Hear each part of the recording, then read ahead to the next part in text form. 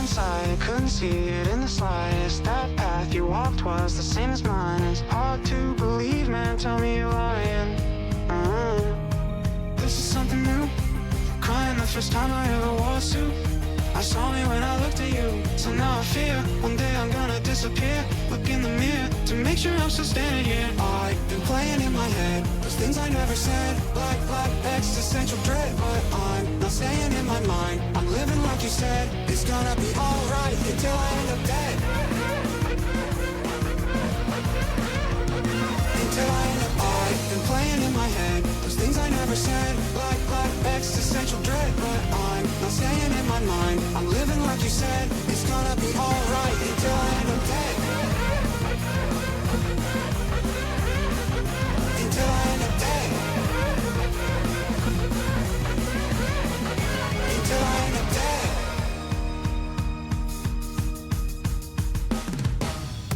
Blindside, it's so strong, why would you hide it? It's in your bones, man, you had to fight it. Came out of nowhere, now pigs are flying.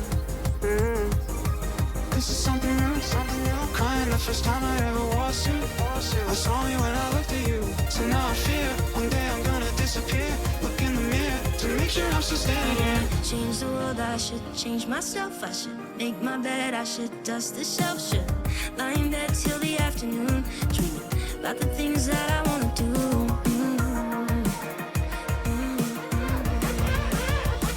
Until I end up, I've been playing in my head those things I never said, like existential dread. But I'm not staying in my mind. I'm living like you said. It's gonna be alright until I end up dead.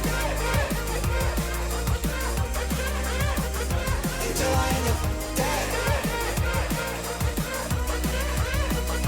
Until I end up dead.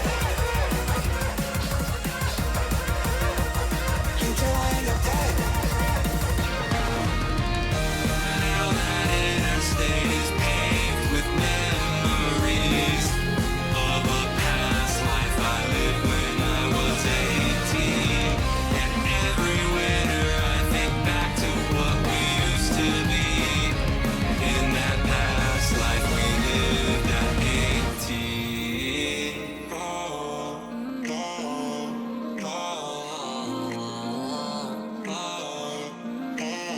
About the things that I wanna do.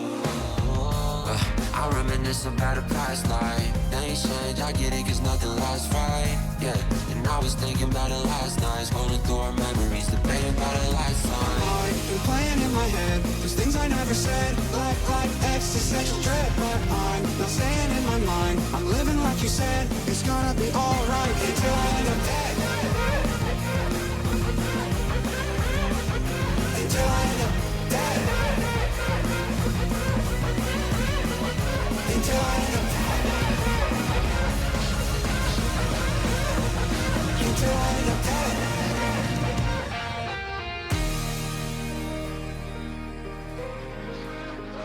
Until I end up dead.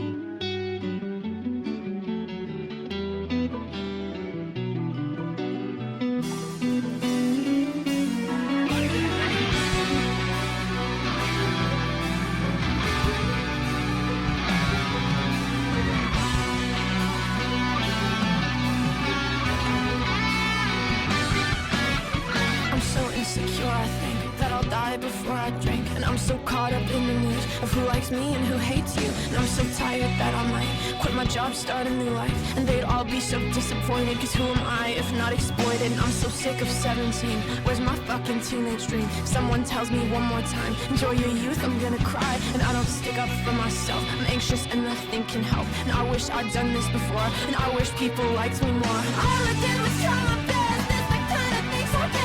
I'm relentlessly upset. They say these are the golden years, but I wish I could disappear. Ego crush is so severe, and God, it's brutal out here. I feel like no one wants me, and I hate the way I'm perceived. I only have 2 real friends, and lately I'm a nervous wreck, cause I love people I don't like, and I hate every song I write. And I'm not cool, and I'm not smart, and I can't even parallel park. All I did was try my best.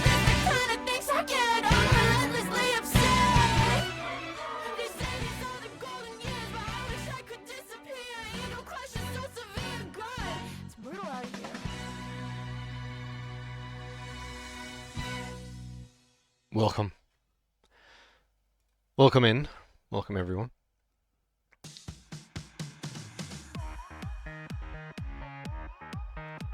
Welcome to another stream. Welcome Jedi.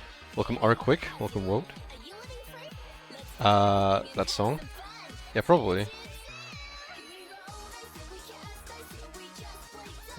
This. Can I link it without going there? No. This was what was playing.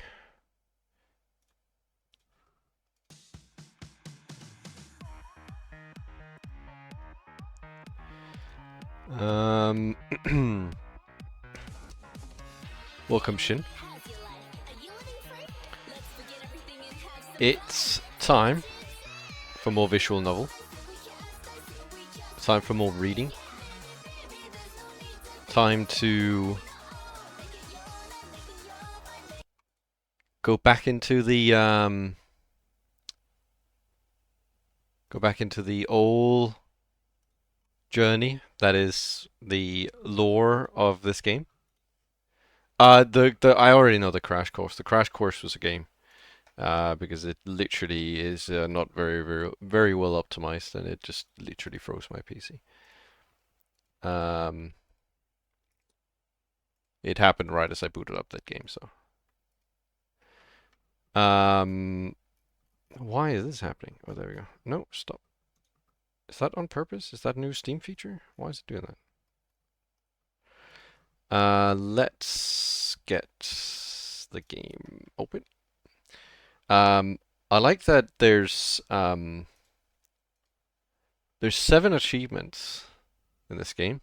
I haven't gotten a single one.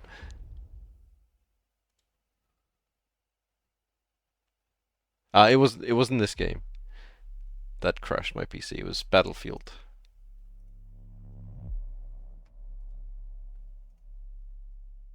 I think everything should be A-okay.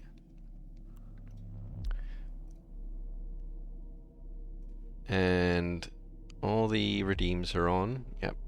I think everything should be fine now.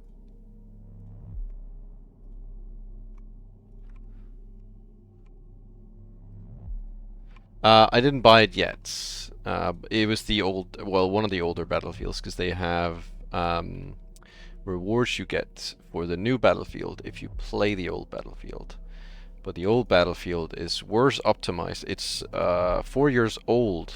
It's worse optimized than the new Battlefield. And whenever I boot it up, it cranks my CPU usage up to 100%, and my PC goes absolutely crazy. And it hadn't done that yet, where it froze my whole PC, but it did that time. And what I do, because I don't really play the game, I just fucking AFK to get the things.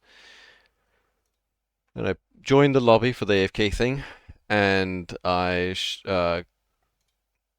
turned my monitor off just to let it run, because like I said, I don't play the game. I just let it get the free things. And then right as I turned my monitor off, my PC. So for the new Battlefield 6, if you play Battlefield, is it called 2042 or something? If you play that, you get items for the new Battlefield 6. And what you can do is, in Battlefield 2042, there are these lobbies, these custom lobbies, where you can AFK, and then you unlock the things slowly. And what I did was I joined one of those lobbies, and then I just turned my monitor off, because I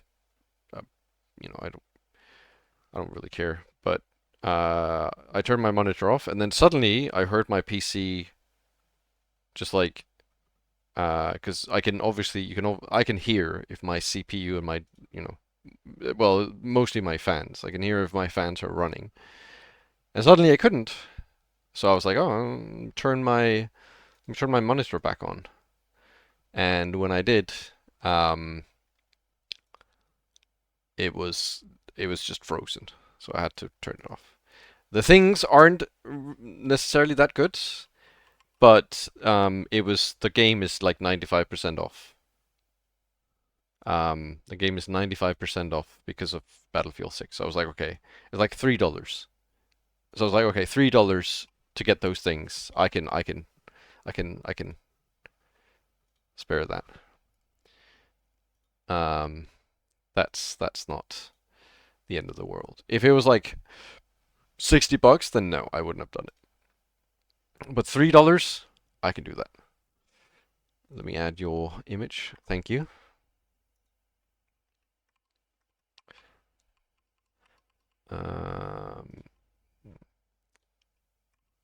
Get OBS up. Oh, wrong scene. I also, I don't know how many people actually pay attention to the YouTube channel. I assume probably not a lot. A slightly bigger electricity bill. Trust me, the electricity bill is unchanged. The electricity bill has no change to it from whether I have Battlefield open or not. What was I gonna say? Oh yeah, if you follow the YouTube channel, I don't know if people do, but if you follow the YouTube channel, I have uploaded a bunch of things there. All the Sekimeiya mods are up on YouTube now. Except for this one, obviously, but all the previous ones are up on YouTube. The Escape Memoirs VOD is up on YouTube. A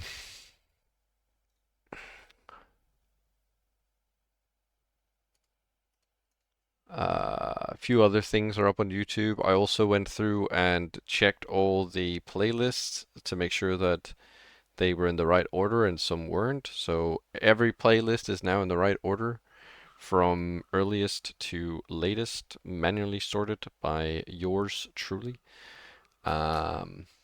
Except for one off, because the one with one off is that it doesn't really matter which order you watch them in, because they're they're all just like random order sort of deal. So order doesn't matter for the one-offs. So those ones I haven't sorted, but all the other ones I've sorted. I think that's about what I had to say. And if you weren't here last time, which I assume most people were, but if you weren't here last time, let me go over what happened. If I even recall what happened at this point, maybe honestly, what we should probably do, right, is we should go to notes, and then we should memorize which number we ended at last time, and then go back and then go through all the numbers. Let's see.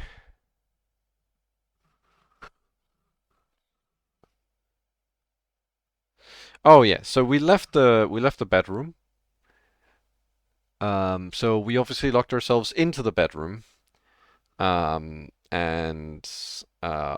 me, Erina, and Shiroya were all on the upper floor of the bedroom, and Katai, Sai, and Akro were on the lower floor of the bedroom.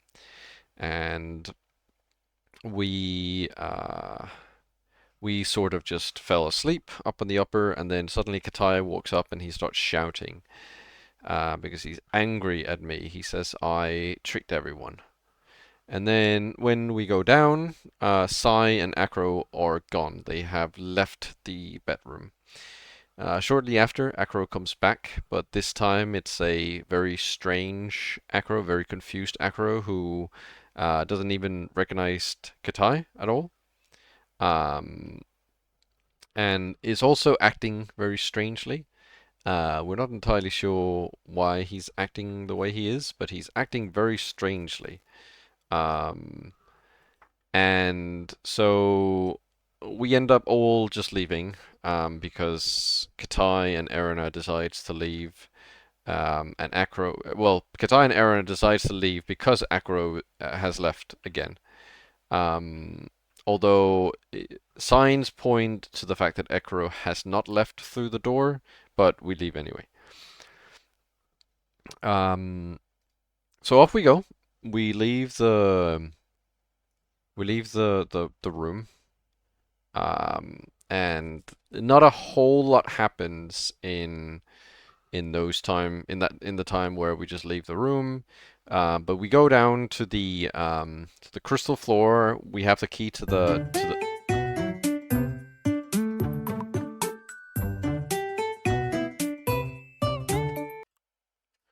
Let me mark that off real quick.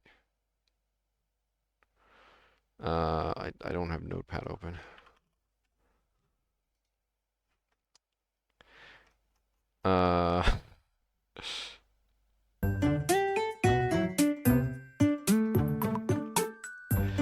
Found. True.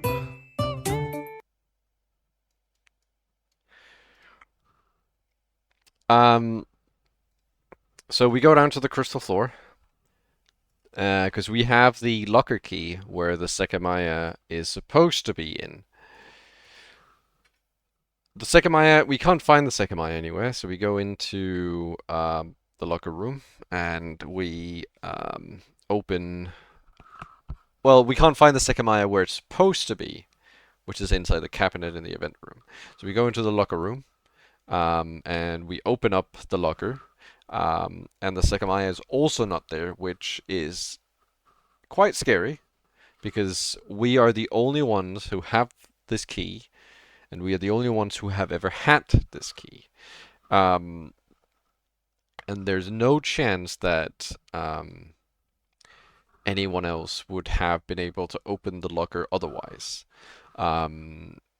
So we flush the key.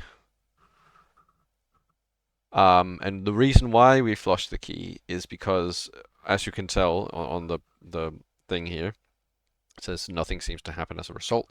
The reason why it says that specifically is because we try to flush the key to try to cause like a paradox, basically, right? Where the locker, the fact that we flush the key means that we no longer have the key, which means that the locker now has to be locked because we never had the key to go back in time to unlock the locker or something like that. But it doesn't. Nothing happens. The locker's still unlocked. Then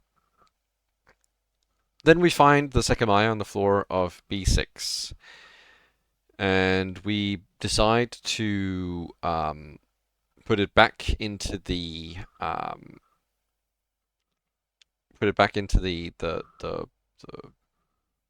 whatever. Actually, no, this isn't yet, is it? No. We decide to touch it, and we basically go back not too long, like a few minutes into the past. And we go up to the attic. Nothing really happens again. So we decide to take the elevator down just to avoid meeting our old selves.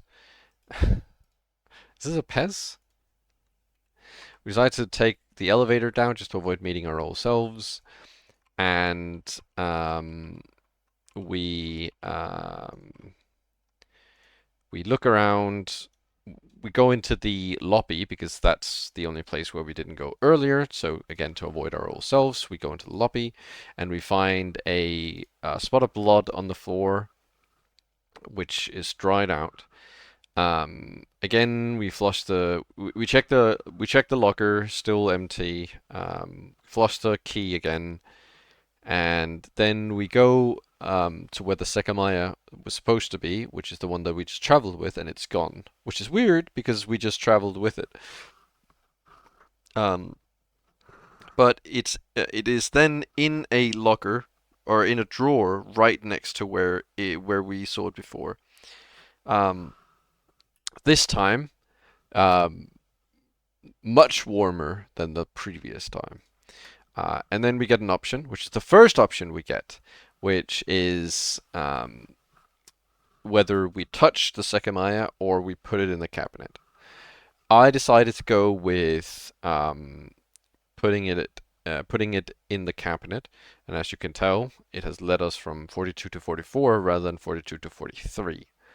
And I think the option basically inquires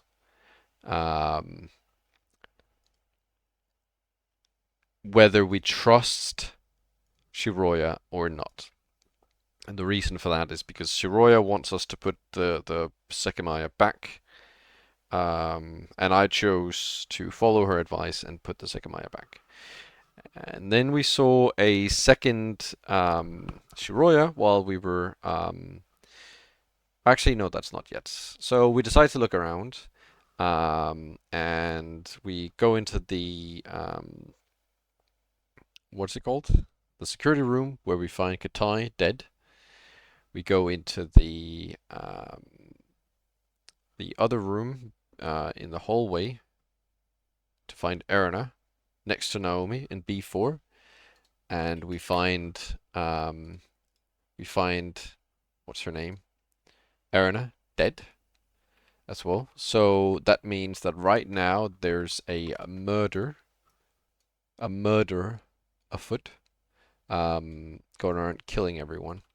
Because Katai and Erina are both dead. So we start getting a bit scared. So the obvious next choice is to go into the event room and sit down and fall asleep, which we do. We promptly do that. So I end up seeing a second Shiroya wearing different clothes, and she sees me, and I don't know why it says she walks away, because I'm pretty sure it very specifically stated that she sprinted away. But she, there was a second Shiroya. We tried to walk after her. We assume she went to the attic because she was wearing attic clothes. So we go up into the attic. The clothes are still there. And we decide to call the elevator and go down. But for some reason it stops on the 3rd floor, which we don't really understand because we didn't stop it on the 3rd floor. So we get out of the elevator and decide to, walk the rest of the way down. And as we do, a knife basically slashes at us, or at least at me. And we decide to sprint, me and Shiroya. So I grab her hand, and we sprint off up the stairs to the attic to lock ourselves in. But as we've locked ourselves in, the killer has managed to also make it to the attic. We assume it's the killer, because someone's walking around in the attic with us, and that's basically where we were. What do you excuse me? Excuse you? You're excused, Shinjo? What are you excusing yourself for? But yeah, that's where we left off. We hid in a storeroom, and now we've left the storeroom. Spoilers? What spoilers? What do you mean spoilers? We spoil what? You've read ahead? No. There's nothing to read ahead. You can't read ahead. This is where we are. We hid in a storeroom, which is here. And we were trying to decide what do we do next. And we end up leaving the storeroom. I think we're going for the elevator. Actually, no, maybe not. I think we were going for the elevator, but then we decided that it was most likely a trap going for the elevator, so we're not going for the elevator. So now I don't really know what we're doing.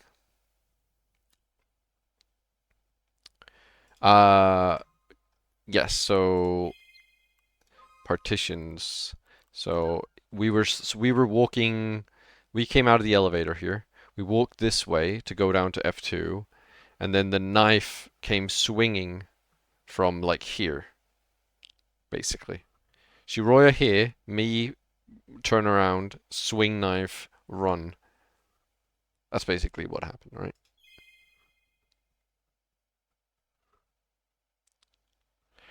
right? Alright. Are we ready to continue going? At no point did we see who the murderer was now. They might not even be a murderer. There might have been a misunderstanding. It could be many things. So I guess we won't find out immediately. We've heard someone walk around in the attic with us. And at no point have we seen that person either.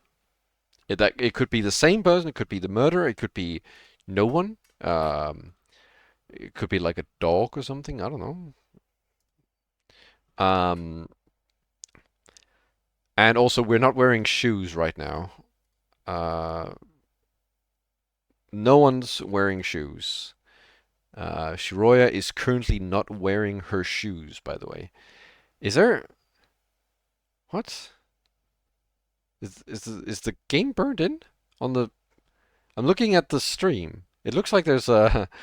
It looks like there's an old burn-in. What the hell? Like, if you look up here... How do I... Here? It's like the map. And over here, it's like the... It's not on my screen. Why is it on the stream? That's so weird. That is so strange.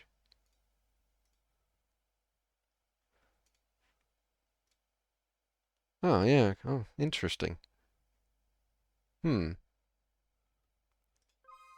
What? Oh. Okay. Well, whatever. We stepped into the hallway, praying that the faint noise her feet produced wasn't being conveyed to the attacker. Every corner made my heart stop. My senses were on higher alert than they'd ever been. Knowing a knife could suddenly swing at any time, we took short steps forward until we saw the entire empty hallway. It happened a lot? Jesus. Well. But our terror couldn't subside yet. Silently, I peeked into the living room and let out a long coming breath as soon as I saw it empty. Okay, we need to leave. The tension I felt when I found myself in the middle of the living room was unlike anything I'd ever experienced. There were 3 doors someone could suddenly appear through. We paid attention to everything in our surroundings until the staircase came into view. Nobody was there, but I knew I had to look for something else. That's our key. On the floor, the key we'd used to lock ourselves in showed that the culprit hadn't taken it. We can leave, at least. Making it to wherever the Sekimeiya was still felt like the single goal we could attempt to achieve. We started to walk down at the same time. At the bottom, I crouched to pick up the key, but midway through, I realized we wouldn't need it to leave. The door wasn't closed. Look, this settles it. They have another key for this door, and that's how they entered. While they could have teleported inside and unlocked the door with our own key, they wouldn't have left it behind. I reached for the door and began to push it from a distance, so that I'd be able to quickly turn around if someone was behind it. But nobody was. The barren scenery of floor 6 felt almost harmless, although nothing would have made us fully lower our guard. Welcome, Harimu. When you get to fuck Maya? There's no character named Maya, but I hope I get to fuck her soon. Wait, 1 second. Shiroya turned around and grabbed the attic key from the floor. Then, from the outside, she locked it. If they're still inside and disabled the elevator, I just locked them in. If they already left, they might think we locked ourselves inside again. It was a good idea. She put the key in her purse, and attaching ourselves to the left wall, we picked up a fairly brisk pace, intending to reach the crystal floor. When do we get the clock beat again to signify that everything is safe? We don't have to worry. Every floor was packed with perilous turns where our attacker could have been waiting. They found it very likely they were near an elevator door, expecting us to use it at any point. We circled through the entire 6th floor and went down this first staircase. We still had our shoes in our hands, so we were making the least amount of noise possible. Unfortunately, the strong echo amplified our steps enough to nullify the effect. Running through floor 5, I thought of what we'd do if the Sekimeiya hadn't been taken from the cabinet. Unable to undo our own luck, we'd be done for. Going to the security room to try and get Kitai's bathroom key would be the last thing we could depend on. However, it was very likely the killer had taken it. We made it to floor 4. We continually made a series of turns moving down through the building. Meanwhile, I kept trying to force out the thought that any of those plain walls could be the last thing we ever saw.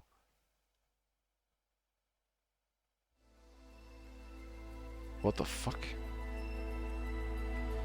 Why flashbang? The same knife, the same breeze at my side. After leaving the petitions, as if the culprit had teleported behind me, I saw another missed swing that was incredibly close to taking my life. It had happened again. A sudden ambush. Is this person... Is there something wrong with this person? How have they missed 2 knife jabs at me? Shiroya let out a cry at my side. We didn't stop running, but something had taken my desire to react. That time, I saw it. The hand gripping the knife, and a wristwatch. Then the voice of the person who tried to kill me broke out and resounded through the entire floor. Atsuki, you son of a bitch! Sai's voice echoed in my mind. Without stopping, we turned our heads around to see an enraged expression full of malice. Then he took off behind us, knife in hand. The chase resumed. Shiroya and I sprinted as fast as we could towards the staircase to floor 3, while I reeled at the fact that it had actually been Sai. Why, and why then? His face had made it clear that trying to ask would be our end. However, as soon as I forced my body to move, it rejected me. I understood there was no way I could run for much longer. And the same surely applied to Shiroya. As we headed towards the staircase, I thought of something. Sai's pretty far behind. It's very likely the elevator is still on floor 3, just under the stairs. Then Shiroya called it before we were attacked. If it is, we might be able to get in before he can catch us this time. It sounded feasible. As soon as we got to the lower floor, we could attempt to open the elevator. If Sai had disabled it, it was likely still there. We'd concluded that he probably entered the attic through the main door, meaning that it wasn't in the attic.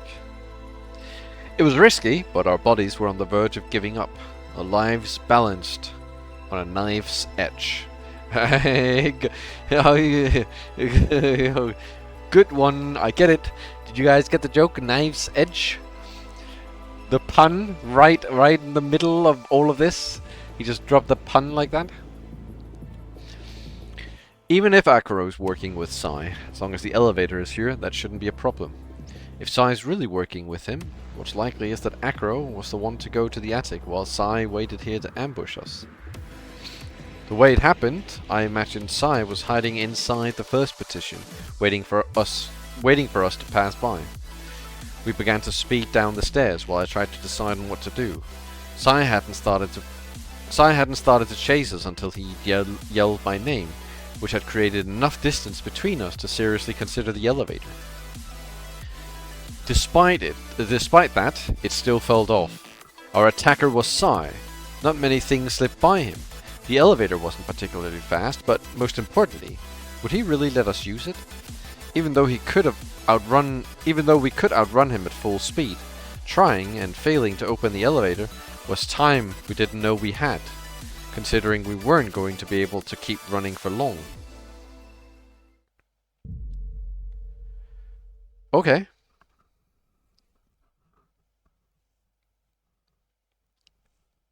Interesting.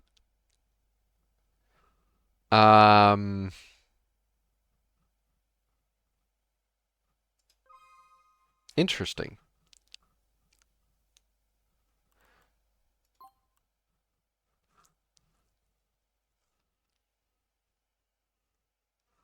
Interesting. Well, I don't need to save scum, I can just jump.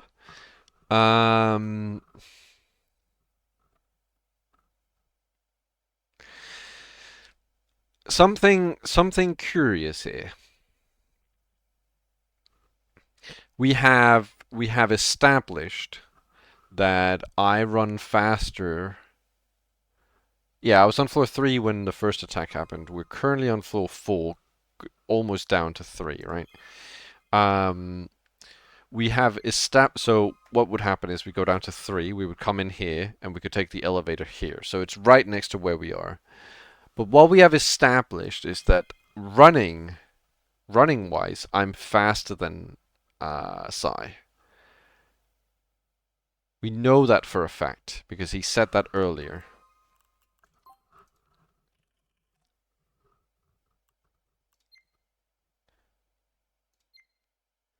I found out earlier that I run faster than Sai. But I agreed, Jedi. But, and that's going to be my second point. If Sai was the murderer on floor 3, the one who swung the knife at us, then he would also be tired because he ran as much as we did. So he's also tired. Right? So if it's the same person,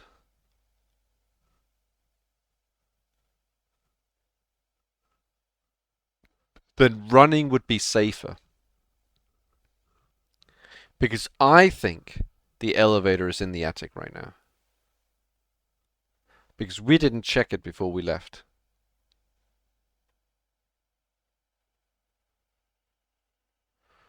Maybe the first attack was the second for him, though? Well, he could have rested and then traveled in time. Yeah, that's true.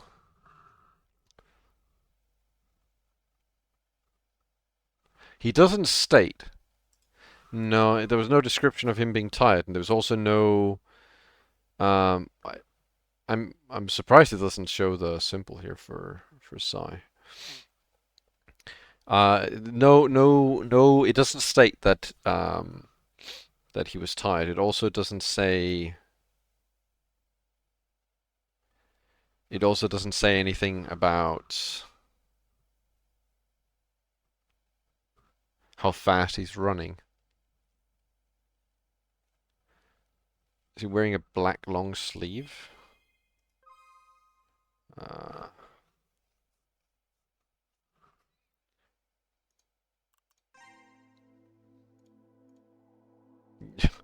Yes, probably. I would assume this is probably a black long sleeve.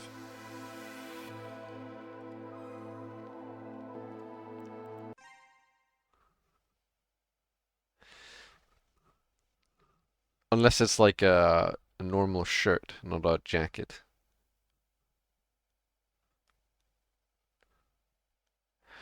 The thing is, I think the elevator is on the attic right now. Because I don't think Sai entered through the door to the attic. I think he entered through the elevator. And the reason why I think that is because we entered through the door, right? Okay. We entered through the door. We stood there for a bit because we were exhausted, so we caught our breath. At no point during that period did Sai try to open the door. He didn't like pull in the door or anything. There's no noise. Well, they said it was possible he teleported in, but they never checked the elevator. And he does say, it does say, it's very likely that the elevator is still on floor 3. Very likely. Which is sort of a weird thing. Very likely. But they never checked the elevator.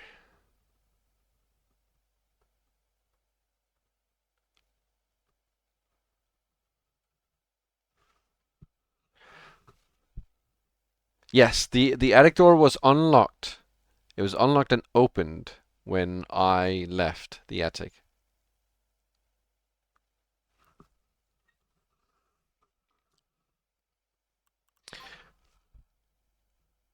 Take the stairs and Shiroya slips or some dumb shit. Yeah, honestly, that could probably happen. I personally would go with keep running. I think the elevator is on the top floor. I don't think he's teleported in. I think he took the elevator in. I think he does have an extra key. But I think he took the elevator in. I think exactly what happened was we went into the attic. When Sai saw that we went into the attic, he gave up. Not entering like the attic.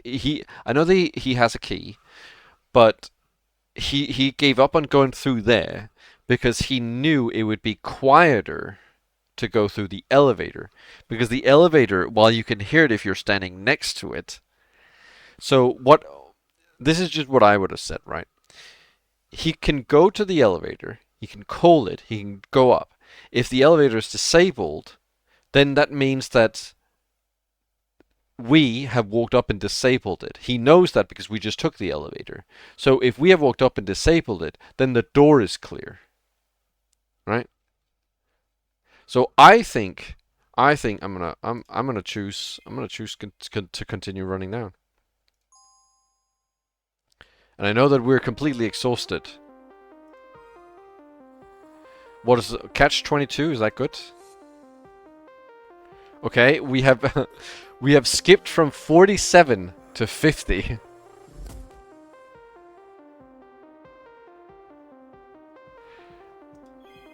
I think that's good. I think that might be good, but I don't know. Entering the elevator was too risky. That was my final conclusion. There's no way Sai hadn't prepared for it. We set foot on the 3rd floor. I glanced at my right and saw the shut elevator. That meant it probably hadn't been disabled, giving off a further feeling of a trap. I saw the bathrooms again as well.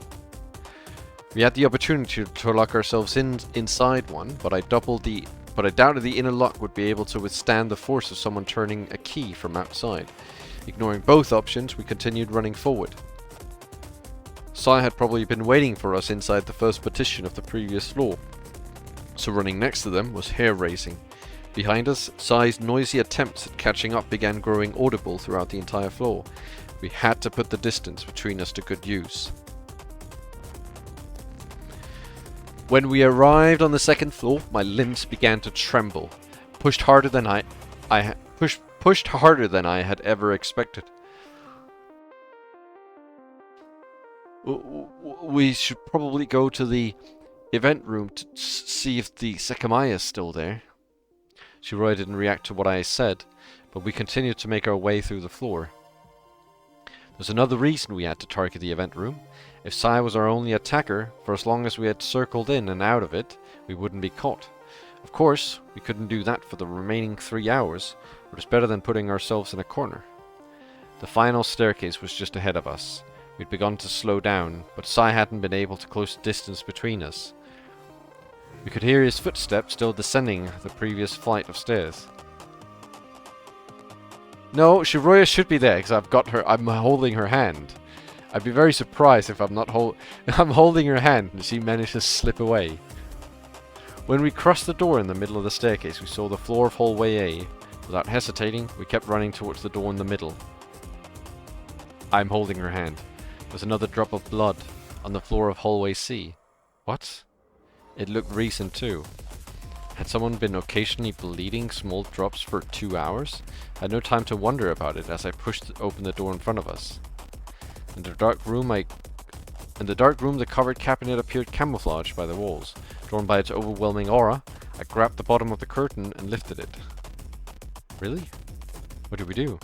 The Sekimeiya was behind glass. Neither the mysterious Shiroya nor Sai had taken. I tried to open it, which confirmed that our lock was still in effect. Only the key would deliver the Sekimeiya back to us, and Akiro or Sai surely had it. And even though another Sekimeiya could exist, that was no guarantee. Can't keep running away forever. There's no safe place. I froze trying to think, but my nerves prevented me from doing so. There's nothing we could do but keep running to escape from Sai. Another Sekimeiya could be somewhere. We can't enter any of the rooms to find it, or we could be backing ourselves into a dead end. The intense sound of Sai's footsteps hadn't been audible since we arrived on the crystal floor.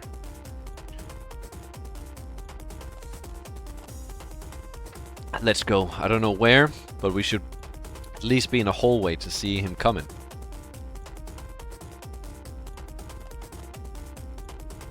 The hallway B door hadn't been closed. We rushed to it, but that thoughtless action immediately proved to be a critical mistake. There we go. You two were really starting to tire me out. As soon as we tried to leave, Sai's body collided with mine at full speed. I was knocked down and fell by his feet.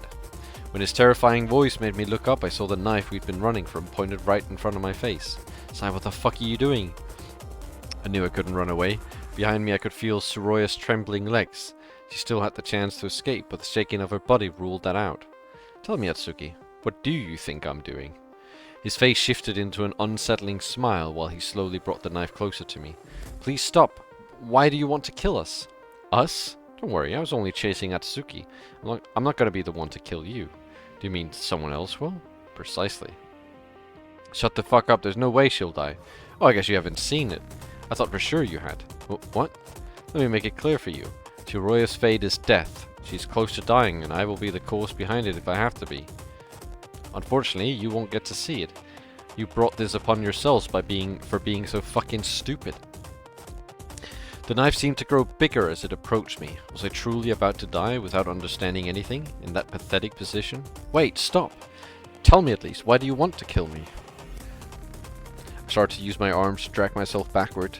Sai followed my movements with his knife, his expression growing absent. Answer me! No, just let him go, he hasn't done anything. You stay right there.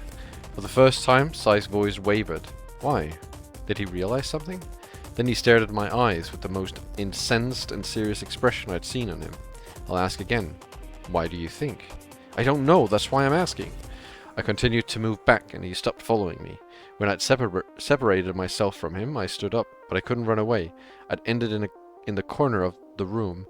There was no real method of getting around him. Are you okay? I nodded uncertainly, keeping her eyes on Sai. She walked up to me, abandoning any remaining chance of fleeing. Sai at least appeared not to be an immediate threat to Soroya, so I didn't tell her to stay back. When I looked at Sai with a clearer mind, I saw something of importance that stood out. There's a bit of blood in his mouth. Immediately, I associated it with the drops we'd found. Why is your mouth bleeding? When did that happen? After looking down for a few seconds, he lifted his head back up, regaining his imposing aura. Are you laughing at me? What? No, why? To answer your question, not more than 30 minutes ago. Oh. Was that supposed to mean something? The way he said it made it sound like he wanted to convey something more. I thought you might have left some blood behind, like that drop for example. I pointed at the floor where the fully dried up drop was. I don't know where that came from, but it's not mine. That has been here for longer than 30 minutes. I thought so. Have you stopped trying to kill me? I don't understand what you're doing. Shut up. Unable to feel completely relieved, Soroya and I glanced at each other. Had Sai been trying to kill me for something he thought I did? His murderous intent previously seemed incredibly determined, but my own bewilderment caused it to diminish out of nowhere. Pensively, Sai glanced around the room. Suddenly, in visible shock, his whole body went one step backward. Did something happen? Atsuki, tell me something. What time do you think it is? Right now it should be around 1740. You're right. My watch says 1741, and I'm sure it's correct. Does that tell you anything? I suppose so, but I'm not sure what. What the fuck? Did you think I'd say an incorrect time? Do you know where Akuro is? That son of a bitch? No idea. Did something happen between you two? You escaped the bedroom together. How'd you do it? Try to figure it out yourself. Telling you anything I've concluded wouldn't be smart. I don't think Akuro is with us anymore, though. He might be outside. What? Using the Sekimeiya? Yes, most likely. A few minutes after you two left, Akuro came back to the bedroom. Excuse me? Yes, he said he didn't remember leaving, but he disappeared again without removing the chain. What the fuck? Don't tell me you believed him. I knew he could try to enter from the storeroom door, but I haven't guarded it the entire time. So who did it? Well, we don't know yet, Roger. You think he entered from the outside after escaping? Still, he vanished and the Sekimeiya is right here. Show me. Shiroya went ahead and raised the curtain, which had fallen by itself at some point. As we'd seen, the Sekimeiya was behind the glass. Did you two put it inside? Yes, a long while ago. Was it in the farthest back room in hallway B? B6? Yes. I thought about it again. The origin of that Sekimeiya still didn't make sense. Where? First it was on the floor. We used it, but when we came back we couldn't find it. Then we found it inside a drawer in the same room. Huh, I see. It teleported there after you used it. I get it. How did you know we found it in that room? I just remember that it could have been there. Now, let me pass. What? Move away. Do you want the Sekimeiya? Do you have the key? Shut up and move away! I couldn't decipher his intent. His voice had changed completely, and he sounded as if we were the present threat instead of him, keeping him away from the Sekimeiya. So welcome, Roger. You just wanted to kill me. Why would we let you use the Sekimeiya? Are you really this dense? I have a knife. That's a fair point. Are you going to kill us if we don't step aside? Yes. There's no determination in that threat. For some reason, everything murderous about him was gone. Where'd you even get that knife? Did you kill Katai and Erina? No, I haven't killed anyone. Don't lie, you have a knife which was definitely used to kill Erina. You're trying to trick us, aren't you? You used the Sekimeiya to escape the town, and then you entered again through the storeroom with that knife that you brought from the outside. You traveled from hallway B room. You traveled from the hallway B room, which is how you knew we found the Sekimeiya there. The state we saw Akuro in. Did you do that? Regarding where I found this knife, I just did. I'm not going to tell you where, but I found it inside this building, poorly hidden. What, and you mean to tell us we'd never found it before? Listen, here's a good question for you. I've seen Katai and Erina's corpses. If I kill them, how come there's no blood on my clothes? I was taken aback. He was right. Blood would have splashed onto the killer's clothes after killing both of them, but Sai's were completely clean. Suddenly, a needle pierced my heart when I remembered something. The Shiroya who'd changed clothes. That doesn't mean anything. The Sekimeiya who... If you used the Sekimeiya to travel back in time after you killed them, it would have given you clean clothes from the past point. The stained ones would have disappeared forever. She's right, you could have easily gotten rid of them like that. Heh, that's wrong. What is? What you two just said is wrong. However, I didn't have to get rid of any clothes, seeing as I didn't kill anyone. What exactly are we wrong about? As I said before, telling you anything wouldn't be smart. Were we wrong? About what? His clothes still had very faint traces of the smoke on them. If he had traveled outside the tower and then entered from the storeroom, there would have been no smoke on them. Was that wrong as well? I didn't know how to object. After Katai and Erina died, it was unlikely anyone activated the Sekimeiya. How had it appeared inside the drawer? Either it teleported there or someone deliberately left it inside. Going off how clumsy that drawer was shut, the latter sounded a lot more plausible. Regardless, it was still shut, so nobody could have traveled after leaving the Sekimeiya there. The window for that explanation was incredibly tight. It had to have happened before that point, or after the present time if the Sai we were talking to was the result of an upcoming time travel. Mike, you know this game takes 80 hours to complete? No, 40. We also couldn't rule out the possibility that someone took the Sekimeiya out of the cabinet, used it, and placed it back inside. Anyway, I wouldn't want to kill you two now, since there's more stuff I want to think about. I'd still go out of my way if I were you, though. I'd still get out of my way if I were you, though. You definitely have the key for the cabinet, right? Wow, you just listed a bunch of numbers.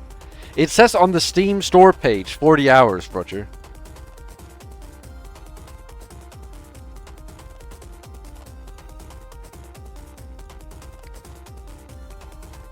Do I really have to pull this up? Sekimeiya. Spun Glass. No, I'm not playing Moblo. 40 plus hours of compelling mystery. Yeah, that's how long to beat. I trust the Steam page, Roger. Main story, 41 hours. What are you saying? Main story, 41 hours. But with extras, it's longer. What's extras? Main plus sides 52 hours. Completionist 49 hours. All styles 47 hours.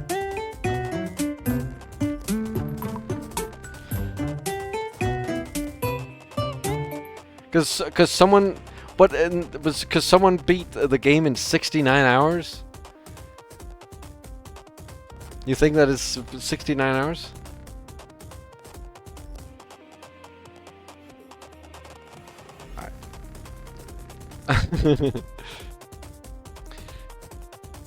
Also, it depends on what the extras is, because in Raging Loop, the extras, I never beat the extras. The extras didn't really interest me that much. Do you like playing this game? You definitely have the key for the cabinet, right? You took it from the bedroom before escaping. Does that mean that Acro never had it? It doesn't sound as if you two get along too well, despite leaving together. Atsuki, overcome your stupidity and move. Do you want to put her in danger? I don't want to move either. Giving the Sekimeiya to you can't be a good idea no matter what. I have a knife, for the love of God. You were scared out of your minds running away before. Where did your balls come from? If he doesn't do all the extras, he'll miss the Shiroya sexo scene. Fuck! At this point, I'm pretty sure that you don't intend to use it. Sai's lips curved into a grin. Then he kneeled and left the knife on the floor. Alright, let's play your game then. What game? You two don't understand anything. You think you do, and it's laughable. Right now, I don't want to use my knife because overpowering you physically right now would be a loss. I'll have to go one step further and show you how pathetic your resistance is. Without abandoning his unsettling smirk, he dashed out of the room toward hallway B. Huh? I didn't understand anything, but Sai had a plan. Given what had happened the previous time, I hesitated to chase after him, but I immediately realized that was a mistake. To prevent him from completely leaving our line of sight, I sprinted toward the door and looked down the hallway. Before I got there, the loud noise of a door being slammed boomed out. By the time I arrived, all I saw was a bunch of doors closed, with no indication of which one had created the noise. He has to be inside one of them. No way he had the time to get to hallway C or the lobby. Going off what he said, I figured he would have created that noise to lure us out and make us mistakenly think that he was still in the hallway. But that couldn't be it. With such a brief window of time, he was definitely in one of those rooms. He must think we'll search for him, but he has something in mind. Do you want this just in case? Shiroya had retrieved the knife from the floor.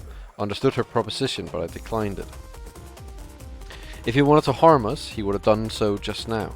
He wants to trick us somehow. But how? He's in one of the rooms. So how would he be able to do anything? His goal was clearly to open up the Sekimeiya cabinet, so there's a very simple way. It seems he understands how the Sekimeiya works better than us, and it's still possible another one exists. If he entered the room where he knew the other Sekimeiya was, he could have gone back to the past. Maybe he thought both of us would chase behind him, and he could immediately enter the event room from hallway A. That's why it should be fine if you stay here, looking at the hallway. I'll open up the doors while you make sure Sai doesn't leave and nobody enters from the other side. I will clean the dirt off Shiroya's face. Shiroya walked back and closed the hallway A door, hindering any entrance. She nodded, knowing that we couldn't just ignore him. Just watch out, okay? He dropped the knife to bait us into following him. He's sounding pretty confident, and knowing Sai, he's got some plan. I know, I'll be careful. But he still has to be here, and it's important to find him. Even though he gave it to us, the fact is we still have his knife. If we find him, we can keep him in one place until we're out of here. She agreed. I stepped out of the room, glancing around me as I put my shoes on. I was certain that one of the closed doors hit Sai behind it. Don't worry, Mike, the dirt is all yours. Thank you. With how fast everything happened, it was also likely he hadn't gone to any room in the extremes of the hallway. However, I started with those to rule them out. On full alert, I turned the doorknob to the cleaning room and pushed the door open. The empty space came into view, still missing the cart that used to occupy much of it. I knew he could have used the Sekimeiya to escape, so I briefly searched around for it. There were some shelves and buckets, but I doubt anything as big as the Sekimeiya could have been hidden here. Before moving on, I saw something. On top of one shelf, there was a key. Surprised, I jumped to grab it. In my hand was a small key I hadn't seen before, so I put it in my pocket. I don't get it. This room has been searched before with the intention of finding the Sekimeiya, right? How come this key was never found? There's no time to wonder that, so I exited as soon as I determined nothing else was hidden out of sight. The room in front of me, B6, was where we'd found the Sekimeiya. I entered and looked in every cabinet and drawer. All of them were empty. As soon as I set foot in the staff room, I remembered that a complete search couldn't be performed. What if Sai could open one of the lockers? Wait, no, that's fine. They can't be locked from the inside, although they're big enough to contain a person. If Sai had the brilliant idea to hide in one, it must be currently unlocked.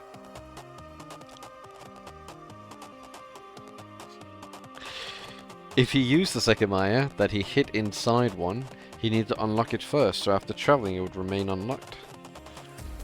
I had to try opening every single one. The higher compartments had 3 narrow slits I could barely put my fingers through. I used them to try pulling the doors toward me, sure that they'd open if they were unlocked. One locker opened, Naomi's. Only her coat was inside and I made sure its pockets were empty. After that, no more doors budged. Not here either. Unless he used the Sekimeiya and then it teleported itself away like he said happened earlier. I entered the following crystal room, and after the same quick search, I confirmed neither Sai nor the Sekimeiya were inside. From the event room, Shiroya let me know that nothing had happened on her end.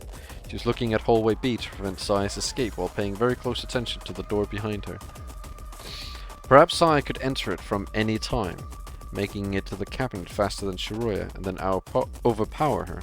However, he willingly gave up his knife, and that was his best opportunity to do so.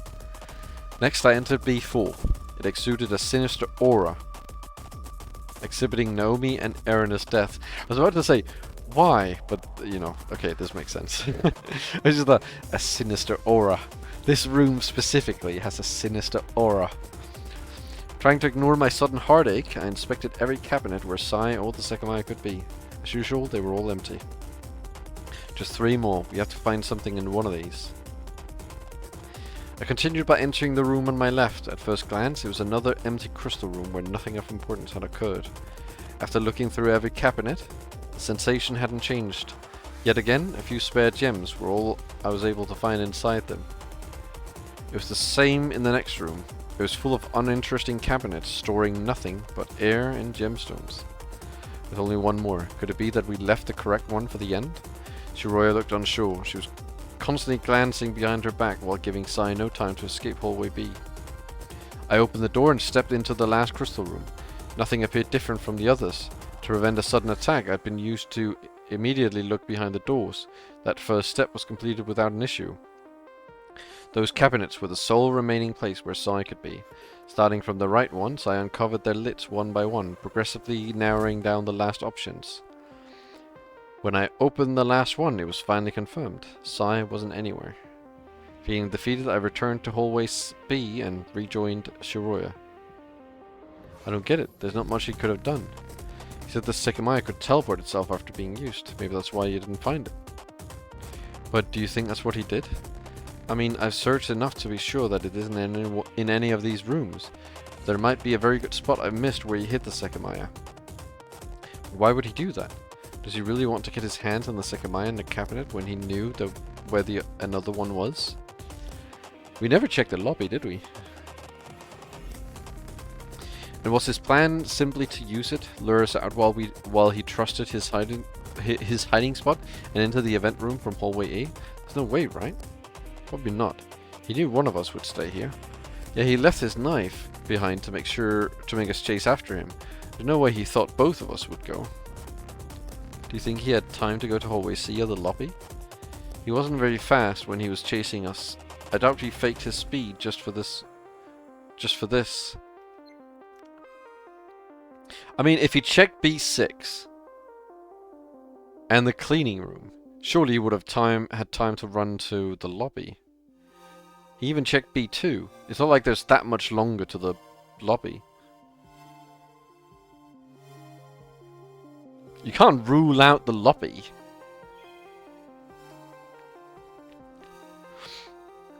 I suppose we can't completely rule it out, but I didn't hear his footsteps in the distance. Whatever Sai was planning, we had to stop it. He might have given up on killing us, but nothing guaranteed he hadn't simply held off on it after realizing something important. We need to search hallway A, but the lobby and hallway C are a problem. Wait here, watching over this hallway and the other door like you were doing.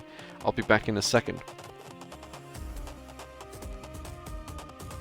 Okay.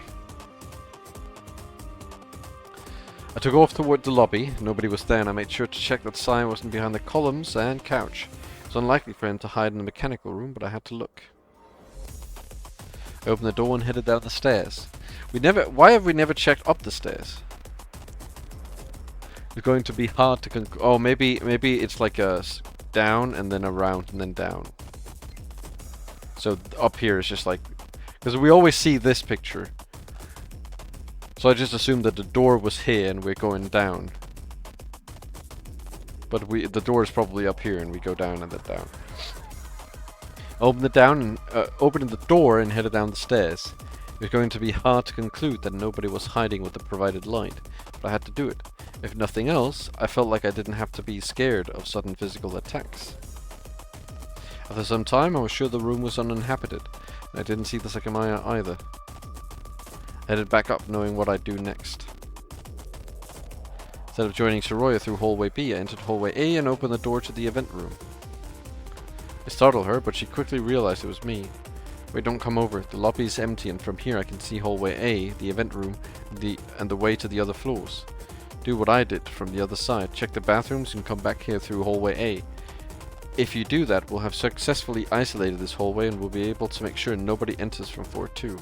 Got it. She disappeared from view, walking towards hallway C. For some seconds I did what she'd been doing earlier. Keep track of the event room and the hallway simultaneously. As soon as she appeared from hallway C, I stopped focusing on the event room because nobody could have been behind us. I knew not to lower my guard though, given Sai's evident confidence. I saw her trying to open the elevator door, but it wasn't there. Then she sprinted toward me. He wasn't in the bathrooms. I didn't find the Sekimeiya either. So if he's still on this floor, he has to be inside a room in this hallway. We'll do the same thing then. Shibuya came to my side. Oh, yes. Where she would stand while I entered every remaining room. That was until a sound made us turn around. Alright. What are you doing over there? Searching for me? Next to the cabinet, Sai stood and the Sekimeiya between his hands. He hadn't teleported yet. He was covering his skin on he hadn't teleported yet and he was covering his skin under his shirt. What? And he was covering his skin under his shirt.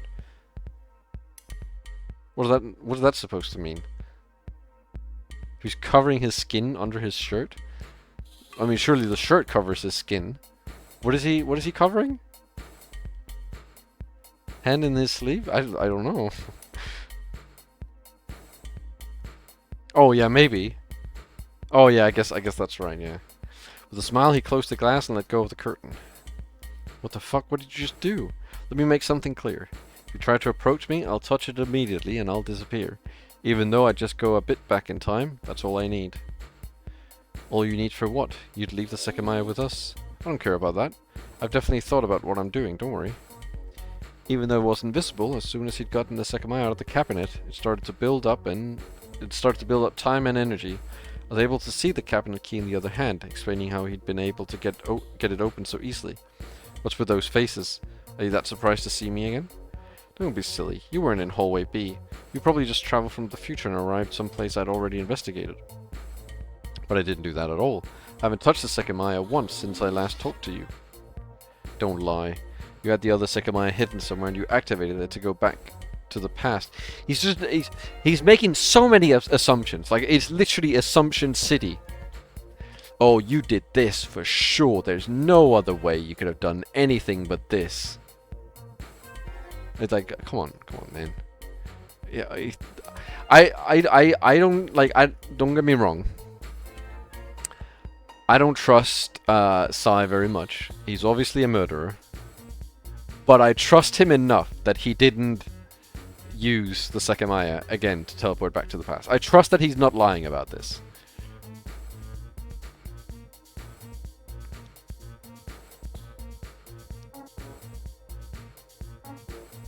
Horse has 12 legs.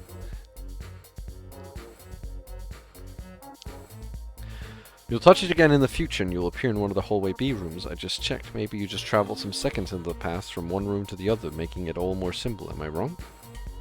Where's the option to leave the building? Didn't I just tell you that? Yes. I also just said what my plan relies on.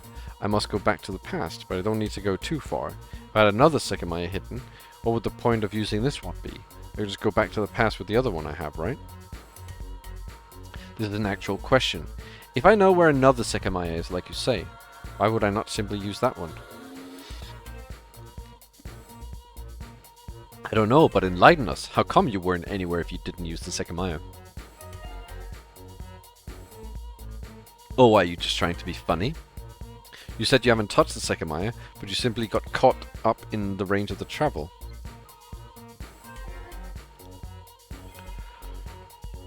In the range of a travel you knew you'd create after traveling, right? So you didn't actually touch it.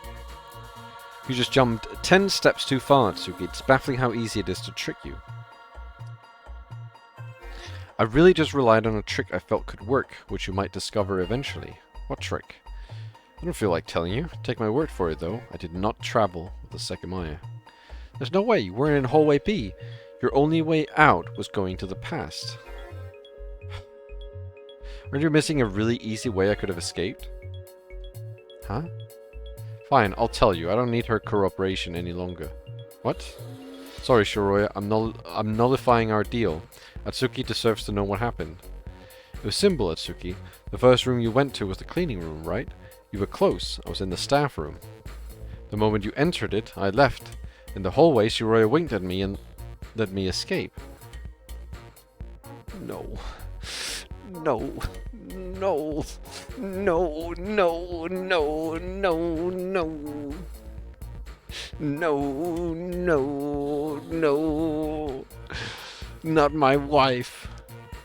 Not my wife. Not her. You can't do this to me.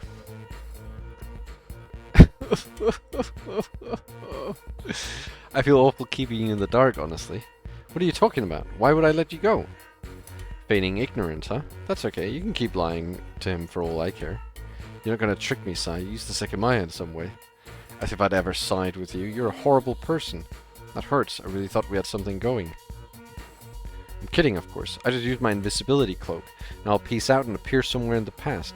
After I do what I need to do, I'll show up again. So you won't have to wait too long for me. From your perspective, I'll probably enter from the door as soon as I disappear. I bet a future version of me is waiting in hallway B for his cue to enter. Stop! What do you even need to do? You said you didn't necessarily need to travel too far back. Why not?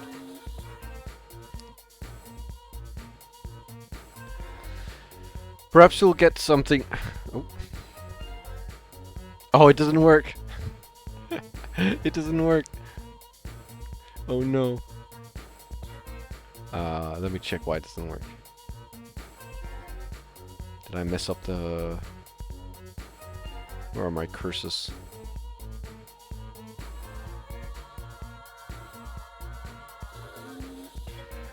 Isn't that what I usually do? When I end?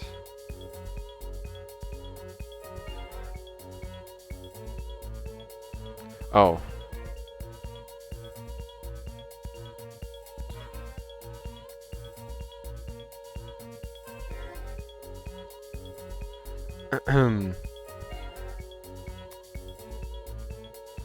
There we go.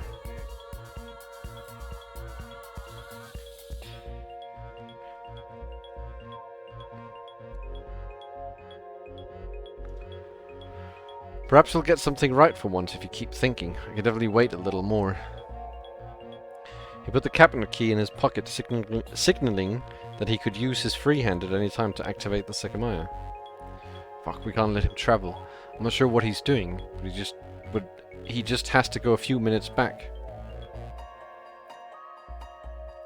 I just punch Sai in the face and knock him out. I think that's a good idea.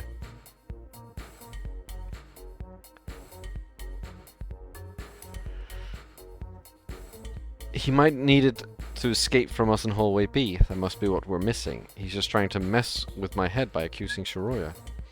But if that's the case, is there a point to trying to stop him? He already escapes. He's guaranteed to succeed. Wait, no, what am I thinking? When we took off toward hallway B, his goal was already to touch the Sekimeiya. He has another reason to use it, no matter what it is. It's still possible the travel he's about to perform will let him not be found, though. I met Shiroya's eyes. She was at my right, and silently she communicated to me that we had to stop him. He tried to kill me and had been holding a knife. Whatever his intentions were, we had to assume they weren't great. No more questions? We stood looking at each other. No matter how much he waited or what he said, he would never be at risk. I'm all ears. I might just go already, though. Wait. I didn't know what to say. I was trying to think of a way to get the upper hand. Nothing? The seconds continued ticking, and most of them were filled with silence. Our disadvantage was too significant.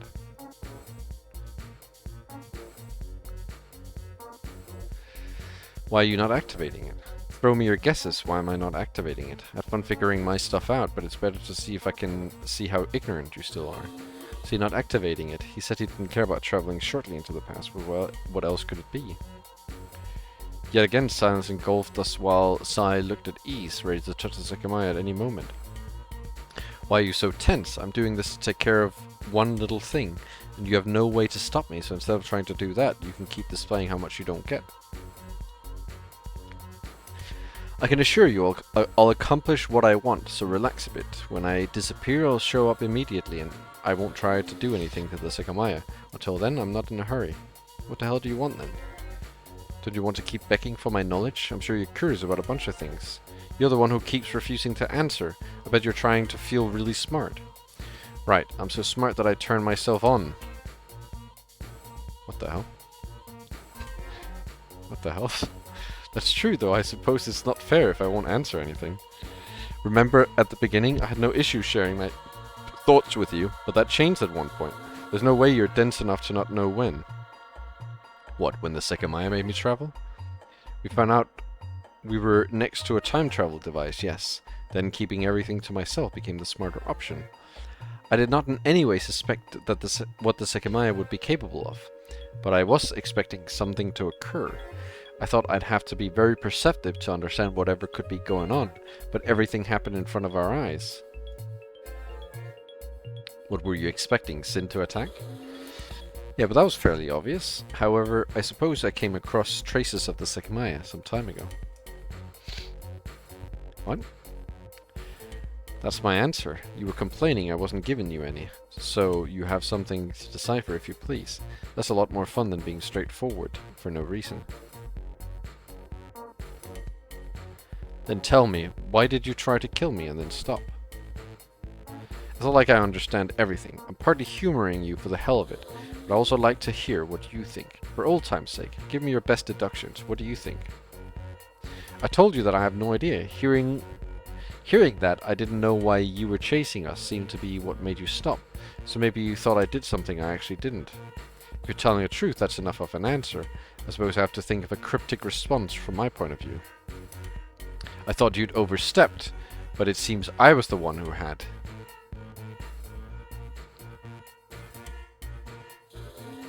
What? You have no idea what I'm talking about, I understand, and it's great. I promise there's some meaning behind that, but I don't think I'll be stupid enough to tell you anything undesirable. Now, explain something for me. I thought about it a little, and I don't understand what you said regarding Acro. He came back up to the bedroom, opened the door with the key, which was later left in the original drawer. So you really grabbed it when you were chasing us? You wanted to trap us in the bedroom? This is very confusing. Shut up for now. What exactly did he say, and how did he escape? He said he didn't remember escaping in the first place. Then he left again, probably the same way you did. I left out a lot of information purposely. I didn't think he'd use the same method, but there was no way I'd give Sai an accurate response. But where was the key left after he escaped?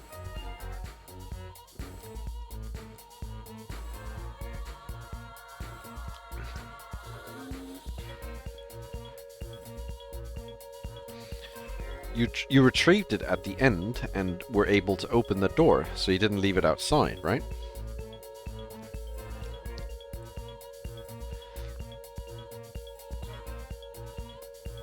How intriguing. I just glossed over it when you mentioned his reappearance, but I'm not certain what to think anymore. When you let him enter, you made sure he didn't have a key on his person, right? Of course, we're not that stupid. Then there's only one way he could have disappeared. He let us know he wouldn't continue. There's no doubt he was talking about the Sekimeiya. Where did you get this knife? No cryptic answer needed. I was honest earlier. You just found it, right? Good memory. I wanted to ask about what he'd said regarding Shiroya's fate, but I couldn't bring myself to it with her next to me.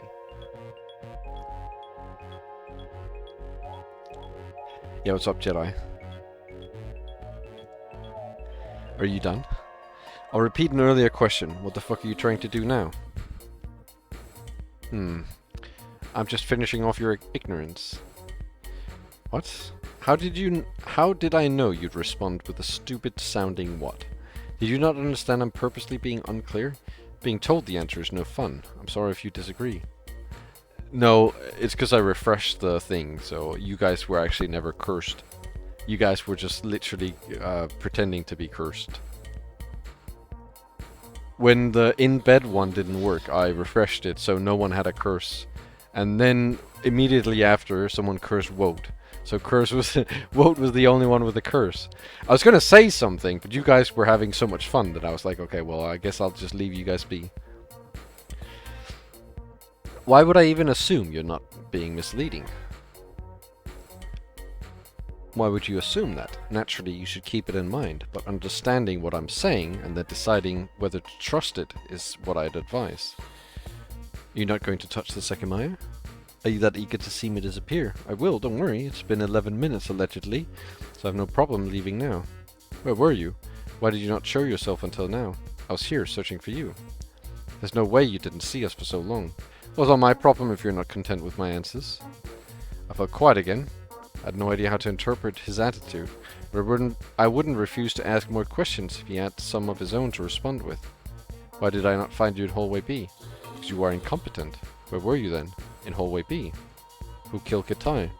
Either Akaro or Erina. Who killed Erina? Me. I'm just kidding. It was Isla. I'm just kidding. Either Akaro or Kitai. What's it?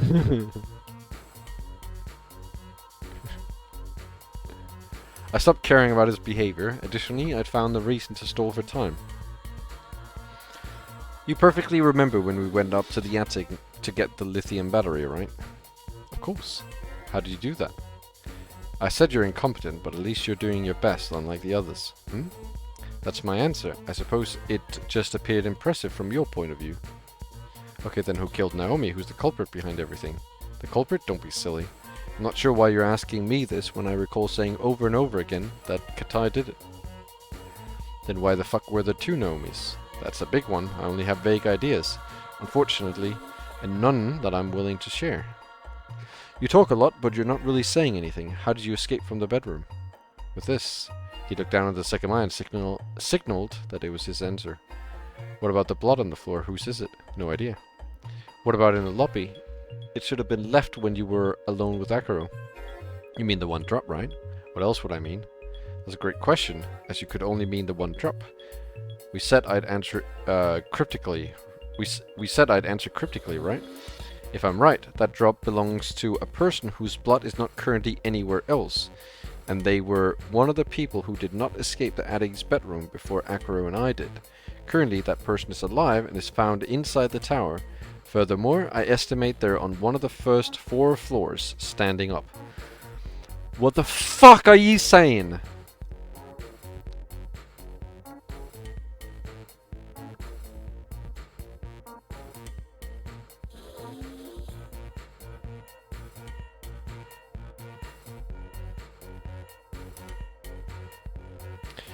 It's Shiroya's. It's Shiroya's blood. Or mine. It's mine or Shiroya's blood. right?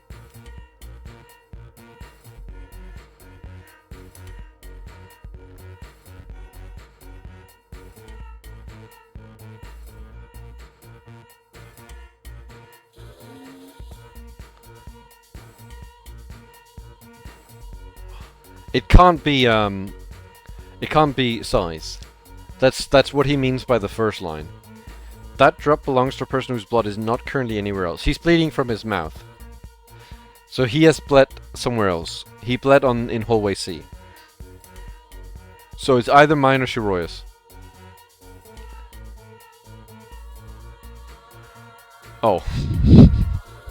All I had to do was click one more.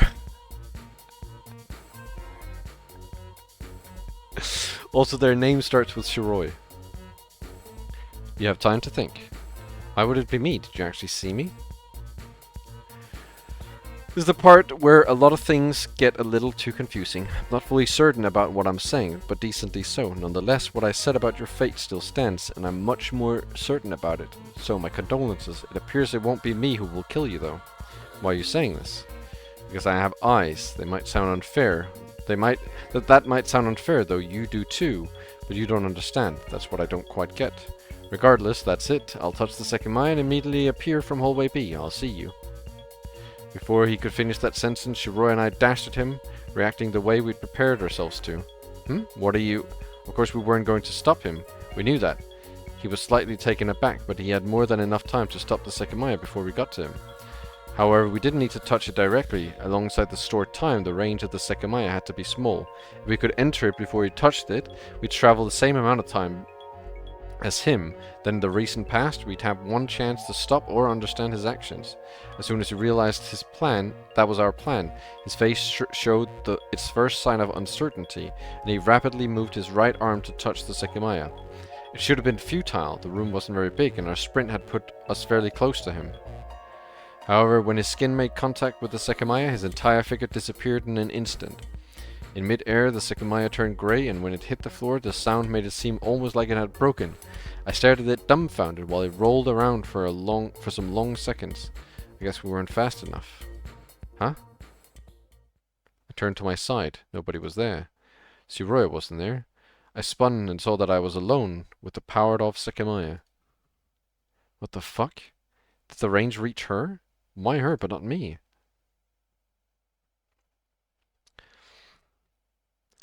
I stood still and imagined where the three of us could have been. Could the range have only missed me? I think so. She was right at my side, but directly faced Sai, unlike me. It didn't directly prove it, but it would have made sense if the range was circular, probably spherical. I've been visualizing it that way already, and it seemed like it fit. The range must have been so small, so perhaps only she had been in it. I didn't know how it worked. Maybe your entire body had to be part of the range, or maybe only partially hit was enough. Or was there another reason? What if I was encompassed inside, but for some reason I didn't travel? I was very lost. I began to have a hard time working with what had happened. Until then, a maximum of 2 people had traveled each time. Was that the maximum amount? Had I been excluded for another reason, maybe? But why is nothing happening? Both of them just traveled to the past, so why haven't they arrived already? They must be somewhere. That was what Sai had said. A version of himself might be waiting in hallway B. I approached the door and looked through it. I saw a handful of open doors that I'd left that way, but no signs of life. I turned around and looked at hallway A instead. While most of the doors were closed in this case, I still couldn't see anyone. Could something have happened, preventing them from reappearing? They have to be in the tower, right? I walked up to the Sekimeiya and kneeled next to it. Then I placed my right hand on it and felt its cold, smooth surface. Once again, it had powered off after our travel, but it hadn't teleported itself away. I waited. I was banking on something happening. I was banking on something being about to happen, so I stood still, glancing back and forth between the 2 doors, trying to shake away the bitter taste that the conversation with Sai had left in my mouth. However, nothing was changing. I was getting worried, but I didn't know what to do. After some minutes of standing up, I started to feel uncertain. Suddenly, the Sekimeiya turned white. I estimated about 5 minutes had passed since Sai and Shiroi vanishing. The Sekimeiya had probably been storing energy for close to 15 before the travel. I looked at it intensely and had an idea. Could touching it while it was in the great state, preventing it from teleporting itself as soon as it turned white? I couldn't think of much else if Sai had been correct earlier. No, that doesn't make sense. When we traveled from the cleaning room, it fell in the bucket below the cleaning cart. And when the others found it, it was already white. Of course I'd have to believe Sai's story to be sure, but nobody objected to it. I was really unsure about what to do. The silence had become unbearable in just those 5 minutes, and I couldn't understand why neither Sai nor Shiroya had returned.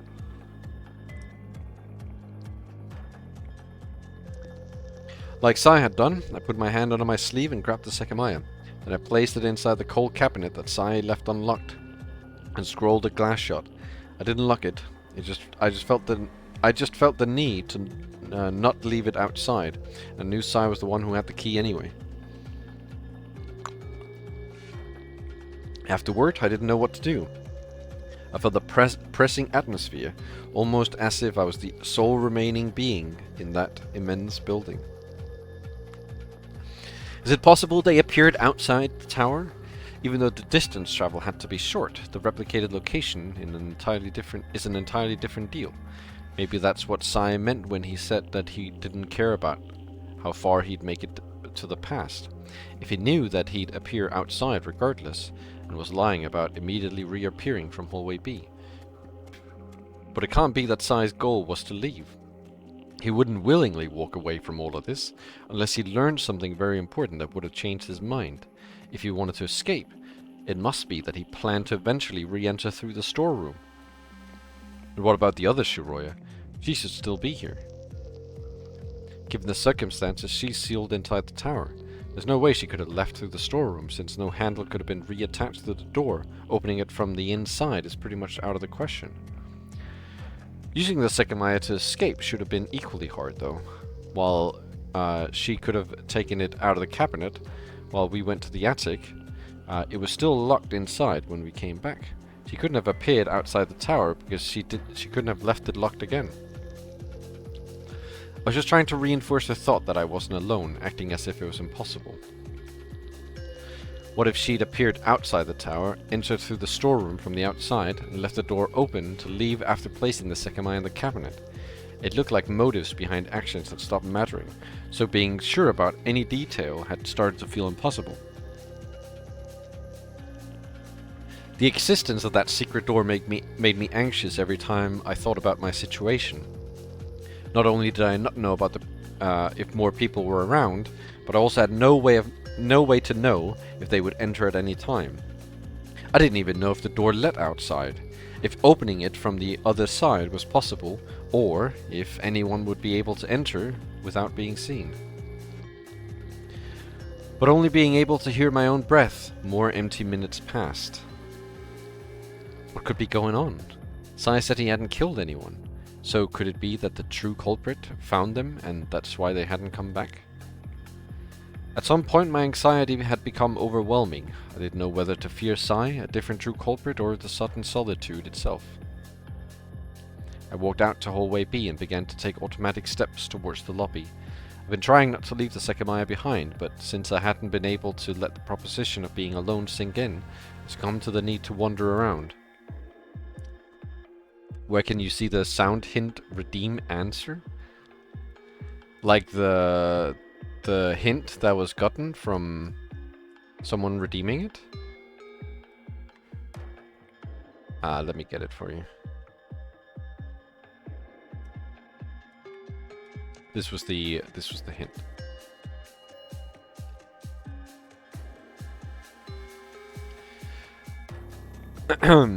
I looked at the vast empty lobby and what felt like a metal ball started to make its way down my stomach. Every step I took was all I could hear. When I entered hallway A, I became convinced of it. Sai and Shiroya had escaped. That had to have the meaning behind Sai's words. But it was impossible to know if I'd see them again before 2100. Even the other Shiroya, whose existence seemed incredibly volatile, had hidden from me as her only action. Without a search partner, anyone could stay out of my view if they so desired.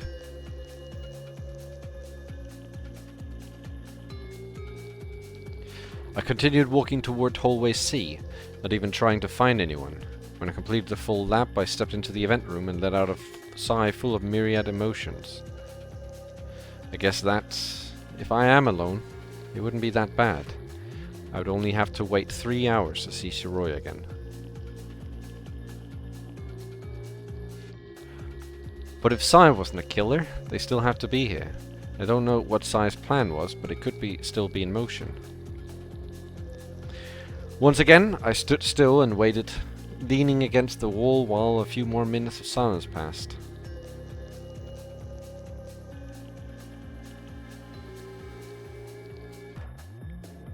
I walked up to the cabinet and uncovered the curtain. Should I try to use it? Anything could determine the replicated location. Perhaps Sai knew that touching the Sekimeiya would bring him outside, so the same could apply if I do it now myself. It wasn't too bad of an idea. If anything had gone wrong for them, I had the opportunity to reproduce it with the purpose of understanding what had happened. I opened the glass and rolled the cold Sekimeiya onto my shirt. I knew I'd have to wait some time for it to gain energy, but it would only be a few minutes. Even if I couldn't conclude anything, I'd travel some time back, so I could retrieve the Sekimeiya as soon as I disappeared. Out of the blue, I recalled something else. Awkwardly, I put my free left hand in my right pocket and took out a key. I found it in the cleaning room just earlier, high on the shelf. Nothing on it indicated what it was for, as it looked like a simple key that could unlock any normal door. I gave it a good look, sensing that something was about to come to me. Oh, am I actually stupid? It looked a lot like the one for Naomi's locker. That's what it is, even though the color is slightly different. I had no simple way to compare them since I'd gotten rid of the other one through the toilet. I remembered that her locker had potentially been opened while I was in the attic. Could that have been the key to the mystery? I shut myself in the staff room with the Sekimeiya since I wanted to spend a few minutes out of the cabinet. I knew which locker was Naomi's, and as I thought, it was open. I attempted to insert the key in the keyhole, but it didn't fully go in. It's not the right one. It almost fits, though. Does it open another one? Eager to find out, I left the Sekimeiya on the floor and began to insert the key in every locker.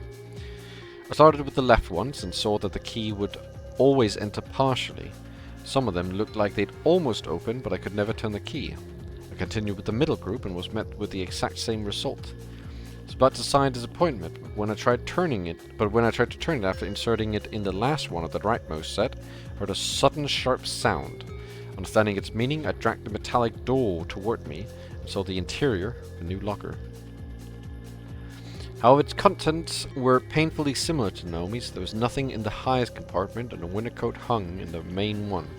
As the biggest difference, a pair of brown corduroy pants were folded on the bottom. Even though they didn't seem to be much use, there was a chance someone left their phone in those clothes. I put the key back in my pocket, crouched to grab the pants, and held them up with one hand while I felt them. Not only was there not a phone, every pocket was completely empty and clean, making it seem like the pants had been recently bought. I determined that they belonged to a considerably sized adult. That is such a weird way to say that. Considerably sized adult. I think this was worn by a considerably sized adult.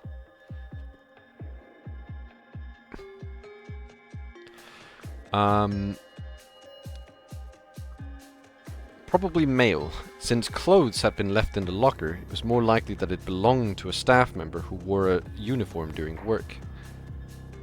Just say fat bastard. Or that.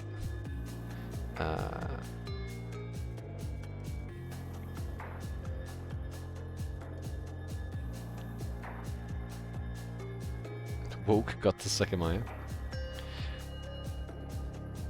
Since clothes had been left in the locker, it was more likely that it belonged to a staff member who wore a uniform during work.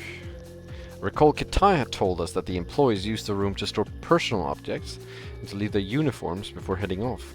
There's no uniform in the locker, so everything indicated that the owner had come to work that day. I knew that I'd found the key in the cleaning room, but something still felt iffy about that, preventing me from jumping to conclusions. I folded the pants and put them inside before I grabbed the heavy coat. It was pretty big, so I began to run my hand over its surface in search of anything I could find. Almost immediately, I took something from a pocket. It was a set of 4 keys with a dog-shaped keychain. I had nothing to use them for, and I didn't recognize any, so I put them back in the pocket. Why? Why? Why? Why? Why?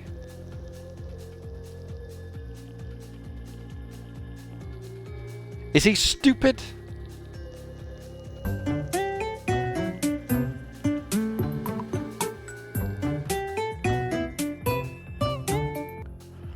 It's not that one mode. That was just a random one you guessed. That was one you didn't. Yeah, no, you never got the hint for that one. Why would he not take the keys?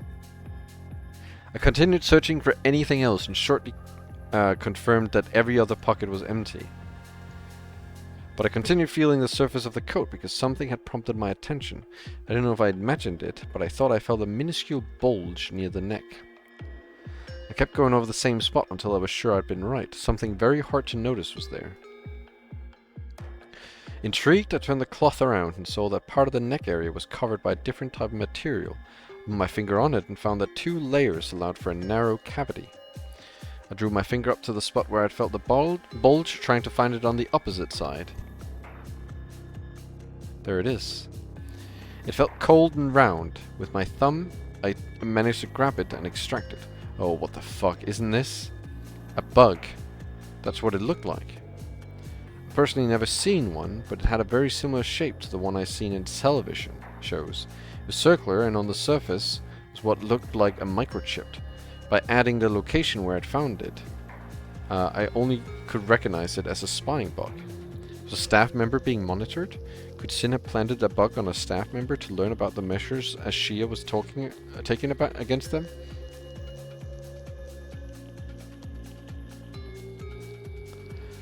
No, that doesn't make a lot of sense. They wouldn't plant it in clothes that are always left in his locker. Could it be the inverse then? Did Ashir suspect they were part of the Sin? Even though the day events had morphed into something nearly incomprehensible that started from Ashia and Sin's battles, I was foolish to think Sin wasn't involved in some way. And something had cemented as reality. One of Ashia's staff members was being monitored.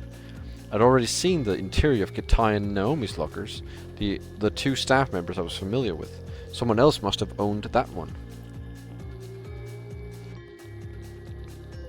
I looked at it closely, haunted by the truth behind it. Could someone have been hearing my movements in a completely safe space somewhere near Shibana? If so, they might have realized that this buck I'd found, they might have realized the buck had been found, but I couldn't imagine that they were listening to it at all times. I put the coat back in the locker, but I didn't reattach the buck to it, mainly because it looked tricky to do. Instead, I left it in one of its pockets, knowing it'd be found by the police if I mentioned it to them. I glanced down at the Sekimeiya. Since I had the key to a new locker, I could lock it inside and look around the building for Shiroya. No, I shouldn't do that. This could be a part of someone's plan. How can it be that this key was never found in the cleaning room, with how much we'd searched this entire floor? Doesn't it look like obvious bait to make someone believe they have a safe space to hide the Sekimeiya? If the culprit, or let's say Sai, found the key well hidden or had it somewhere, they could have duplicated it with the Sekimeiya. Then they left it in the cleaning room and hoped that someone would take the bait and keep the Sekimeiya in a locker they also had access to. Yeah, that's a good point, Shin. That's a very good point. It was alright. I intended to touch the Sekimeiya. Oh, you know what? Maybe that's why Sai knew where we were at all time. Like, when we were looking for him.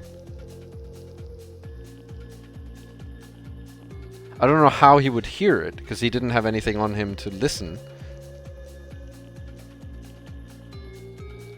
But maybe that's what he was trying to say. I don't know, I guess we'll find out.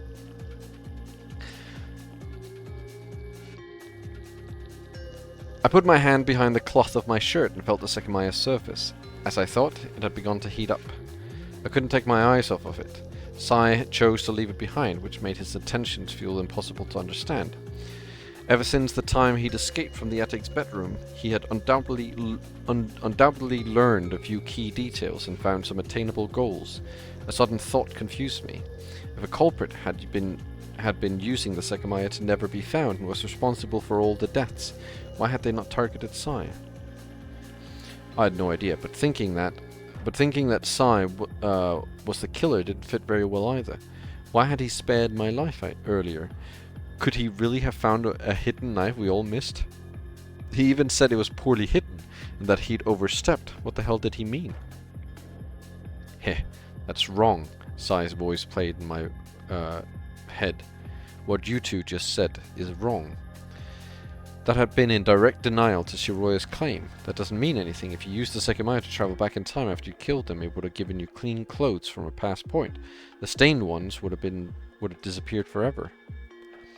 Should I take his word at face value and accept that he knows better than us? Welcome, Ratty. Thank you very much. What exactly is wrong about that? I can think of 3 different things. He might have been referring to the part where his clothes would disappear forever. Perhaps they would appear somewhere, but that doesn't sound too likely. Maybe he really meant that the Sekimeiya couldn't have achieved that, but there's no way we were wrong. We know such a thing could have occurred because the key to Naomi's locker was reconstructed in my pocket with traveling. It's not my birthday today, but thank you guys. Did he maybe mean that he could have never achieved that under his own circumstances? Maybe he figured out what determines the replicated location, and he knew that given the way it works, the Sekimeiya would never have replicated a point in which his clothes were clean. Could that be it? It's not my birthday, but thank you guys. Thank you guys very much. Very kind of you guys, but like I said, it's not my birthday. Okay? Not my birthday, but thank you guys very much.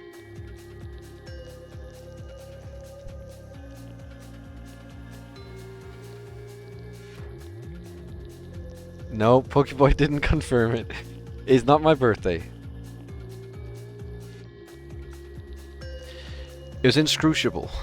I had previously thought that the existence of a replicated location was something we'd finally deduced about the Sekimeiya's mechanics, and I'd been pretty confident about it. Sai could also have purely intended to taunt us and appear to have superior knowledge while we'd really been tight on the mark. That's not me, but thank you. Is there any travel we know has occurred that directly denies our theory? I ran through every travel I knew about. Fairly quickly I found an inconsistency. Oh right, when I appeared in the security room, I fell backwards because the chair wasn't properly positioned for me to sit on it. The position where I appeared indicated that the replicated location of me sitting in that chair, but I had never done that. On the recording too, of course, if it's legitimate, we assumed it was brought from the future. Well, there isn't a big issue. The way we were thinking the Sekimeiya worked doesn't make it that simple. I don't smoke, but thank you. In a month from now, someone would have to hold the voice recorder. Then farther in the future, that same person would have to go all the way back to today, have the time in which they held it as a replicated location. It's not reasonable to rule that out, but it complicates everything a lot more. But I can't just abandon that way of thinking about it. It can't be that you can just bring any item you have with you to the past, or else the cleaning cart would have appeared with Shiroya in the attic. How can we be wrong? There's no way we are. We appeared in the attic exactly where we'd been prior to that. That position was definitely based on a previous one, so we can't be completely wrong. However, there's the security room instance. Like I thought back then, that can't be a random location. Sitting in front of the computer could have been influenced by Katai's past position. He was the one who sat in the chair a while before our travel, but why would this have mattered? Sai was right. Something about what we'd said was wrong, but I didn't know what it was. It could have been a minor detail or a major contradiction. I kneeled next to the Sekimeiya, ready to touch it. Sai had figured out a few things in a very short time, so I could do the same if I kept experimenting. The main purpose was to comprehend why Sai and Shiroya hadn't appeared, so I knew it was possible the travel wouldn't go smoothly. I hesitated and had to take a moment to steady myself. I'd gotten used to sharing each travel with Shiroya, so doing it alone again, like the first time, was a bit imposing. I relaxed myself and let some more time pass. I estimated it was about 15 minutes since I'd gotten the Sekimeiya out of the cabinet, so I was about to travel just as far back as Sai and Shiroya had. Remembering the loud crack the Sekimeiya made when it fell to the floor, I realized that grabbing it before activating it was a bad idea. I stopped touching the floor with my right hand and approached the unmoving Sekimeiya, determined to travel once more. I found myself standing up in the middle of the event room, looking at the covered cabinet. That time, the instantaneous pain of the Sekimeiya surface was interpreted by my brain as an electric shock more so than a burn. I won't be able to do much if I appear here, where I've been so many times. I was here just before I went to the staff room. But I knew that the amount of time travelled was an entirely different matter. While I shouldn't have been too far back, nothing was for certain. I was about to check inside the cabinet when a sound stopped me. Someone was still there. It had come from hallway A, so I cautiously went to check. What I saw was something I'd been wholly unprepared to see. Should we stop here? I'm just kidding. It's me. It's totally me. I saw my own back, walking away. I immediately understood where I'd gone. Definitely more than 15 minutes back, to the point where I'd circled around the crystal floor hallways. When my past self disappeared toward hallway C, I calmly stepped out of the room. I knew I'd come from the other door and wouldn't see myself. I see, so I went about 20 minutes into the past. I can't precisely know what point the location was based on. Most likely a recent one, though. With only that, I wasn't any closer to understanding. I could at least be sure that the time the Sekimeiya spent out of the cabinet was related to the distance travelled, and that they weren't equal. More time was travelled than the Sekimeiya spent building up energy, at least at 15 minutes and above. I put my hand in my right pocket and saw that I had the locker key. That meant the replicated location was restricted to the time where I had been in the event room after I found it. I could make out that it wasn't Naomi's. In any case, I had a little while where I could move while my past self protected the Sekimeiya. As long as nothing happened to the present me, I'd be able to enter the staff room right after travelling from it. I was almost intimidated by my past self, who was very close to me and putting conscious effort into hearing any noise. Until he shut himself in the staff room, I wouldn't be comfortable looking around for anyone. Then again, it was incredibly unlikely that Shiroya was searching for was close by. So I decided to start going upstairs, feeling forced out by an old version of me I had been minutes prior. Fully comprehending how absurd it all was, I suddenly stepped to hallway C. Something that I hadn't seen before caught my attention. It was the drops of blood Shiroya spotted next to the stairs. I looked at it closely and determined it was just about done drying up. This one has to belong to Sai. The others are too old to match the blood he had in his mouth, but this one fits perfectly. Could he have travelled, replicated the blood in the past, and left older looking drops? At that point I had no idea, but I felt certain that something abnormal was behind all the drops we'd found. If I had to take Sai's word for it, the one in the lobby belonging to Shiroya, while he belonged to Shiroya, while he hadn't known about the one in the event room. It wasn't only that I didn't want to believe it, but also that I didn't know how that could be true. The other Shiroya hadn't looked injured at all during the brief moment I'd seen her, but I couldn't assume it came from her. I walked up the stairs since I wanted to look through every floor. I thought about making my presence known by using the elevator, but I decided against it. I arrived on the second floor and felt, once again, a desolate atmosphere. I wasn't sure what my goal was anymore, but I looked around the bathrooms and offices. If I was alone, I wanted to be sure about it. Every time I opened a door, I felt my heart resonating within me, remembering that it was possible I was about to find what the culprit had done to Sai and Shiroya. I forcibly expelled that thought from my mind. There was no way Shiroya could have suddenly died like that. But as much as I tried to reassure myself of that, Mia's abrupt end pressed down on the back of my head. Only one thing backed me up. If the Shiroya with different clothes was a result of a future travel, the original Shiroya was definitely safe. After dealing with the second floor, I went to the third, finding my existence there surreal.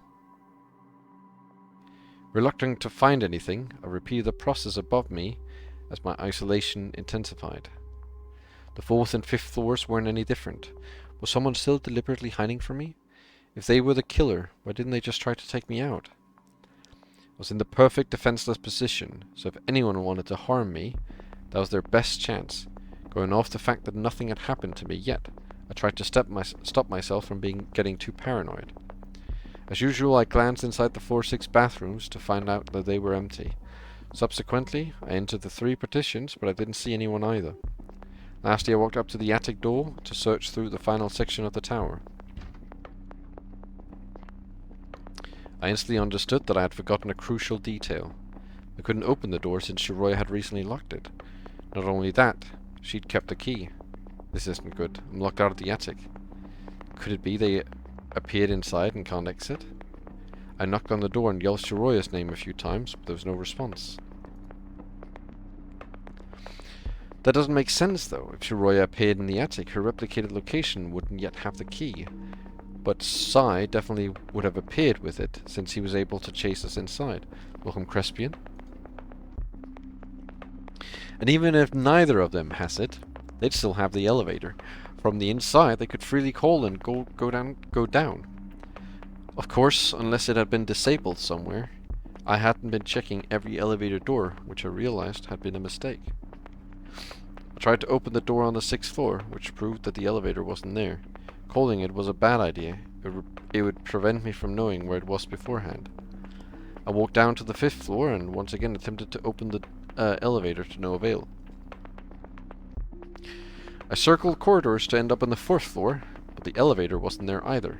I felt like the next attempt would be correct. The 3rd floor was where Shiroya and I had been intercepted.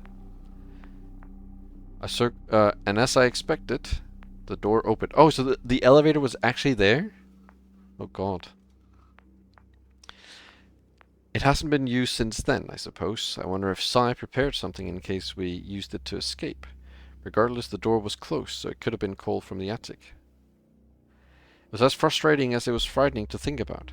Had the culprit been in the attic and prevented them from leaving? I discarded that thought, wanting to believe they'd appeared outside the tower. Did that really make sense, though? If Shiroya had appeared outside the tower, her first move would be to tell the police about the secret door. They would have knocked it down from the outside as soon as she had disappeared. No matter the case, with the key, the attic was a perfect place to hide from me. If the other Shiroya was present and had it, it was possible I wouldn't see her in the next 3 hours. While her face and body were Shiroya's, I was having trouble accepting her as the same person. I'd only seen her face for a couple of seconds, but her very existence felt alien, and even the Shiroya I was with thought they couldn't be the one and same.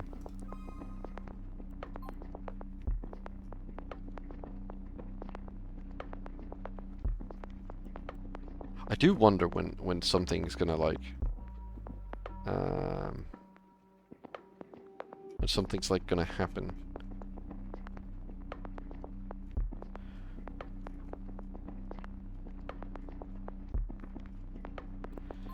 Does the options... This shows yellow still.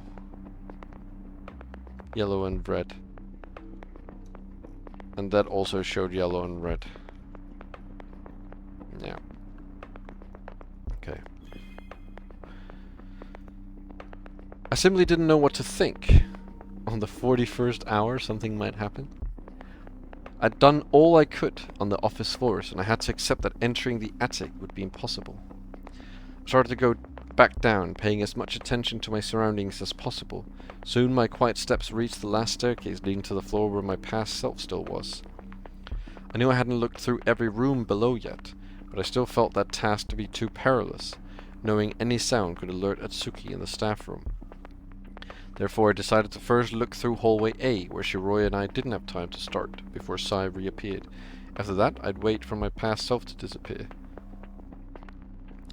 I carefully walked down the stairs and directed myself toward the storeroom. I hadn't been in there since Sai and Shiroya traveled together. There was no change that caught my eye. Knowing whether the door had recently opened was impossible. As soon as I opened the next door, something stood out. One of the cabinets had its lid open and leaning on the wall. I frowned while trying to understand if that made sense. Inside it was Isla. It was a cabinet where she'd been found, but I knew it had been closed the last time I was there. And that was just before I saw Katai's death. I looked at every room. There's no way I left this cabinet open. Was it confirmation that someone else was still with me? Sai and the other Shiroya were the other candidates to have done it. I was more confused than surprised. Why would someone have opened that cabinet and left it open? There's no need to leave Isla's body on display, so I gingerly lowered the lid and I scanned the rest of the room, but I found nothing else of importance. Afterward, I proceeded with the search, my expectations of finding something suddenly higher. But every room was empty. I still didn't want to make any accidental noise, so I only took a peek at them. I finished at the security room where the scene of Katai's death appeared essentially unchanged. I moved the chair and looked at the computer, which displayed 1824. I felt that going back to the staff room at 1830 was appropriate, but I didn't want to risk being too early. It wasn't exactly the most comforting room, with the state Katai was in, but I decided to stay there for the remainder of the time since it gave me access to the computer's clock. His face was under the desk, so I didn't have to look at it. And the unsettling smell of blood quickly became an afterthought. Standing straight and with a blank mind, I stiffly waited for the time to pass. Until I remembered the chase from earlier. I kneeled beside Katai and put my hand in the pocket where he'd kept most of his keys. It's not here, the key to the bathrooms. All the others are, though. His killer must have picked it up, or maybe it was Sai. They're not the same person. Regardless, it definitely would have been a bad idea to hide inside one. Upon further inspection, I realized that the rusty key, which he'd kept in another pocket, was gone too. They also took that old-looking key. Was the person who originally dropped it in hallway A responsible for this? Maybe that's not it. I've been thinking that someone could enter the tower through the storeroom. But that key belonged to that door. Maybe they'd need it from the outside. I'm not sure they could try picking it up to appear in the past with it, because their replicated locations holding the key would all be inside the tower. Unless I go back to thinking about thought-up loops, I guess. There could be something that would work. The person who killed Katai took that rusty key and walked out of the tower through the storeroom door, which was open. That created the location outside the tower, where they were holding the key that could be replicated.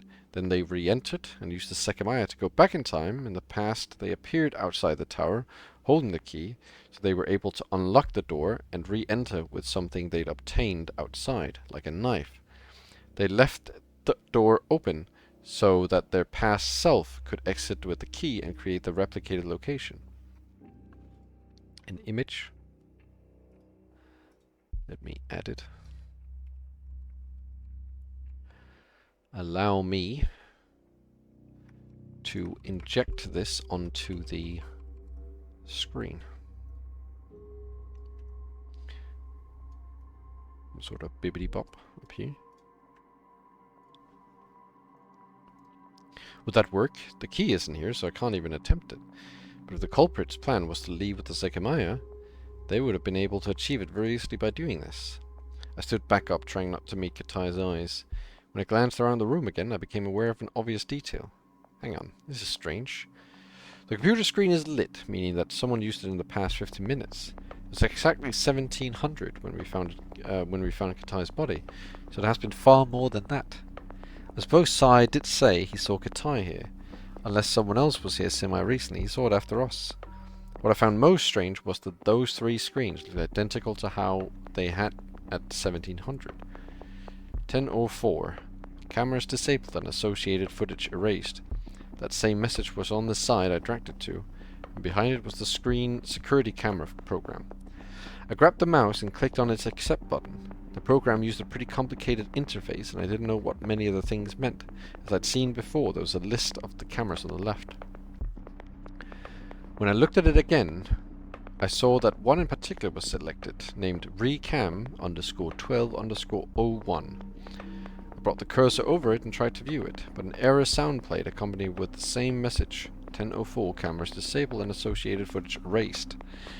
It appeared we really couldn't look at the footage, but the message still felt like it was too obviously incriminated Katai.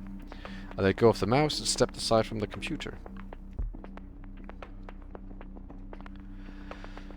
I tried to think if the selected camera meant anything, but I had nothing to work with. Instead, I did what I had planned to do and managed to let go of my thoughts until the time came. At 18:30, I left the room. It was time to reunite with the Sekimeiya, so I went to hallway B through the event room. The staff room was closed, like I had left it. Warily, I stepped up to it and turned the knob. I pushed the door open and saw the grey Sekimeiya on the floor. Since everything had gone as expected, I entered, reclaiming my place as the sole Atsuki. I was relieved that nothing unexpected had occurred. I knew that I couldn't stop looking for Shiroya yet, so I picked up the Sekimeiya and put it in the newly accessible locker. It's good that I still have the key. If the replicated location was from earlier, I would have lost it. I shouldn't have travelled holding it, just in case. I left the Sekimeiya above and closed the door. Then I proceeded to lock it so that I would be able to wander around without leaving it so easily. I quickly became indecisive. Perhaps it was smarter to bring it with me while I searched so that I had an emergency escape method. Having to constantly fear my death was disheartening, to say the least. While I decided, I sat next to the middle lockers. Maybe staying there was a better idea. I couldn't enter the attic, but it was clear that anyone remaining in the tower didn't want to show themselves. I felt I had to look through the hallway B rooms before deciding to stop. I prayed that Shiroya was safe, but I could only assume that she wasn't nearby anymore. I might have already been in the tower for longer than the initially proposed 12 hours. Adding all the time I'd relived by traveling through time, I figured I was 30 minutes from meeting the mark. Once again, thoroughly regretting my choice to ever set foot inside that building, stood up to make sure a nightmare didn't await in hallway B. I'd repeatedly considered that my hours in the tower were a dream. Had I already accepted the reality in which a time travel device existed? No matter what everything was leading to, would the world undergo a drastic change upon being exposed to the Sekimeiya? I'd wanted that day to be the first day of my new life with Shiroya, but was it set to be a turning point for every human being? The item I just locked away, what was it going to be responsible for? I felt like it had nearly broken when it fell in the event room, something that might honestly have been for the better. I was walking to the door when I turned to glance at the locker. The thought of breaking the Sekimeiya crossed my mind, with my eyes locked on one spot for another reason. There's something on the floor, to the left of where I'd been sitting. I approached it and saw a small piece of paper hastily folded. Naturally I frowned. Oh, why did the music stop? Naturally I frowned. I didn't recognize it from anywhere in the tower.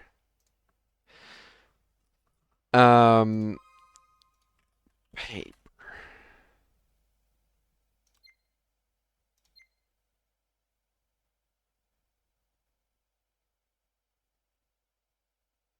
Is this the folded piece of paper from here? The note is going to knife you? I don't think that's going to do that. I grabbed it and scanned its contents. A few lines of text had been written in black, but before I read it, I'd already stopped breathing. A single peek made my head begin to tremble, and my thoughts collapsed entirely.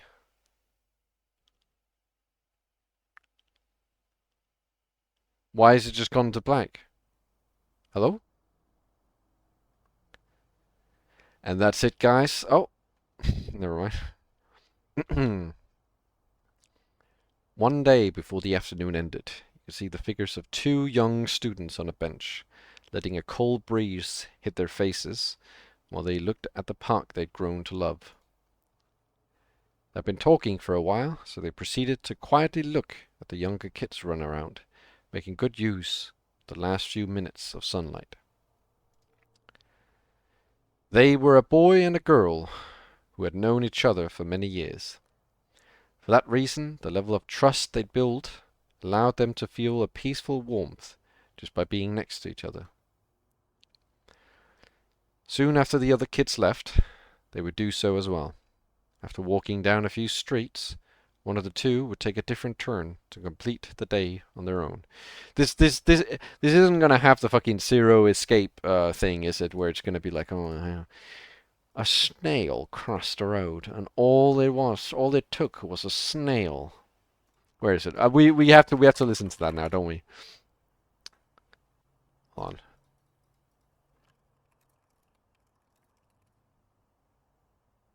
Is this it? Is this it? Here. Open up! Where is it? Who would do this? Who would do this? Mastermind's right there.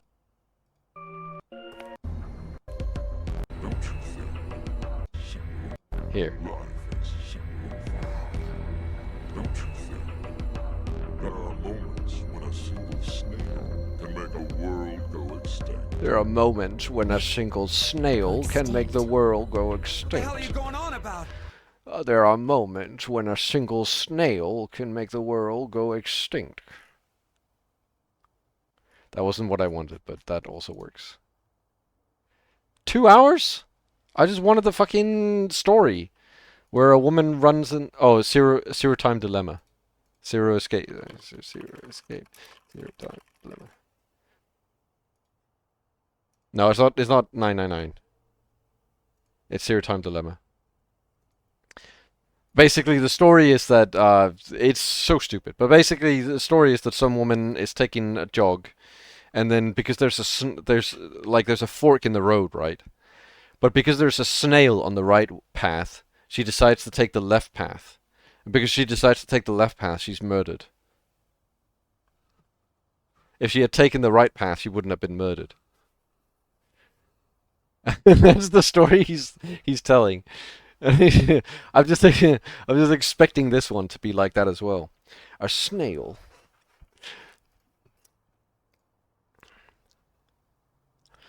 It was a routine they were happy with and felt lucky to share. Boy let his mind relax, looking at the sky as it began to darken. It would soon be the winter, and the temperature would attempt to hinder those moments.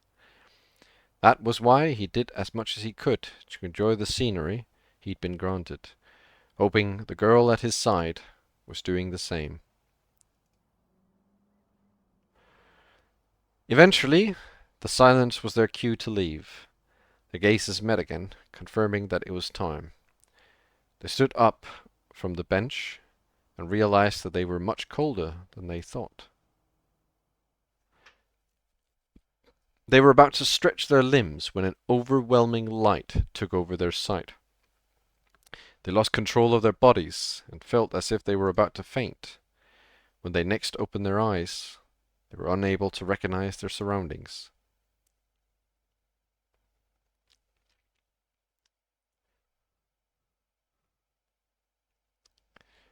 I was about to say, they didn't get kidnapped by a fucking... This isn't gonna have fucking aliens, is it? This is not gonna be an alien story, is it?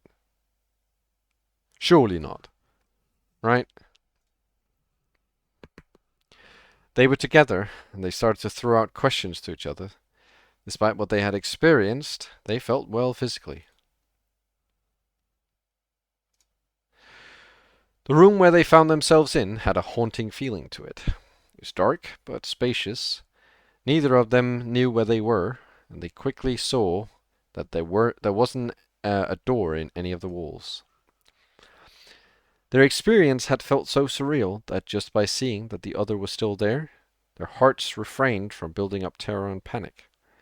Trying to stay calm, they looked around the room to find any clue as to their whereabouts. Very soon the girl spotted a few words on the floor. When the boy read them, they could only share stares to see how the other had interpreted them. Both of you will spend 100 years in this space. Once you exceed that time, you'll be brought back to your lives, but only one of you will keep your memories of your stay here. They kept reading those ridiculous words left in pink on the floor. Despite how nonsensical they sounded, they didn't question them. The room had 2 beds, no bathroom, no kitchen, not the condition any human could live in. That's gonna be so gross after 100 years. That's like shit on the floor and stuff. Where are they getting food from?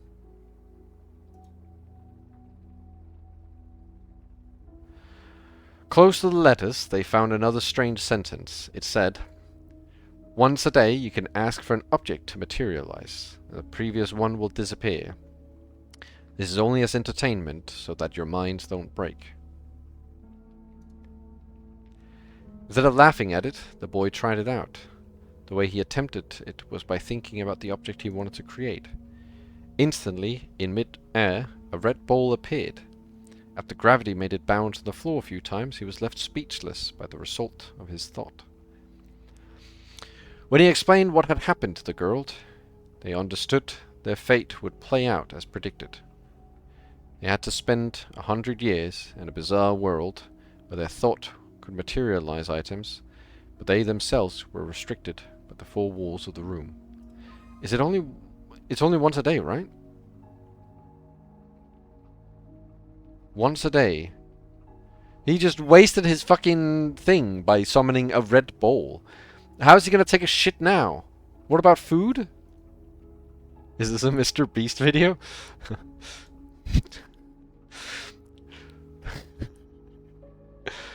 So the first thing they did was speak to each other. In their immediate future, it looked like a nightmare might have awaited them. Being trapped in a single room where they couldn't die sounded terrifying. But since they were together, they attempted to reassure each other by starting a pointless conversation about what had happened. What do you mean they can't die? It doesn't say anywhere they can't die. It just says after 100 years in this space. Like, what if one of them like wishes for a knife and stabs the other one? But like a gun shoots the other one in the head. Is that like not possible? It doesn't say anywhere you can't die. It just says that you're gonna spend 100 years here. If the fucking corpse lies there for 100 years, that's still spending 100 years there. When they realized it was working, the conversation stopped being forced. Neither of them looked particularly afraid, let alone terrified. They kept talking like they would every day after school, knowing what their future potentially had in store. The dreamlike setting they had been forced into didn't seem like much of a dream to them. Why had they been trapped? How were they going to survive for 100 years? Why would their thoughts materialize objects? They knew all those questions were valid, but they simply accepted things for what they were. On the floor was the red ball, which had been the boy's first thought in response to the words he'd read. They weren't going to start playing with it, but something new every day sounded like a curious proposition that could keep them sane in the far future. Do they get one each, or one total? But then he's really fucking gone and done it, hasn't he? Fucking a red ball, really? They soon understood that there was no way to measure the time, so they'd have to count the days themselves using daily objects. It had been late in the day in their old world, and their physical tiredness had carried over. At one point, they decided to lie on the beds and quickly fell asleep. Before doing so, the boy thought about what had happened. He was surprised not to feel many negative emotions nor to desire to go back to the real world. He couldn't call it being carefree, but he woke up well rested nonetheless. The ball was still on the floor, and they could only create a new object when it disappeared. Soon, when the girl woke up, they exchanged sleepy looks they'd rarely ever seen on each other before. It was still the first day, but they already felt comfortable. Accepting that nothing had been a dream, they started to talk and began a long bed-to-bed conversation. Even when it ended, they didn't feel alone. That prevented them from seeing their future as grim. 3 days later, nothing had changed. They were perhaps as far from home as any person could be, but they still found themselves able to produce any topic and talk naturally, appreciating that they had each other more than ever. What are we not going to talk about the need for you know, relieving yourself and getting food and stuff. We're not going to talk about that. That's not like anything we need to talk about here. 3 days have now gone by.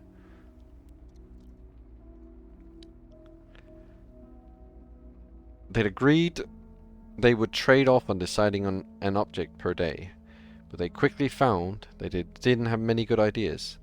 The girl had always wanted a spinning egg chair.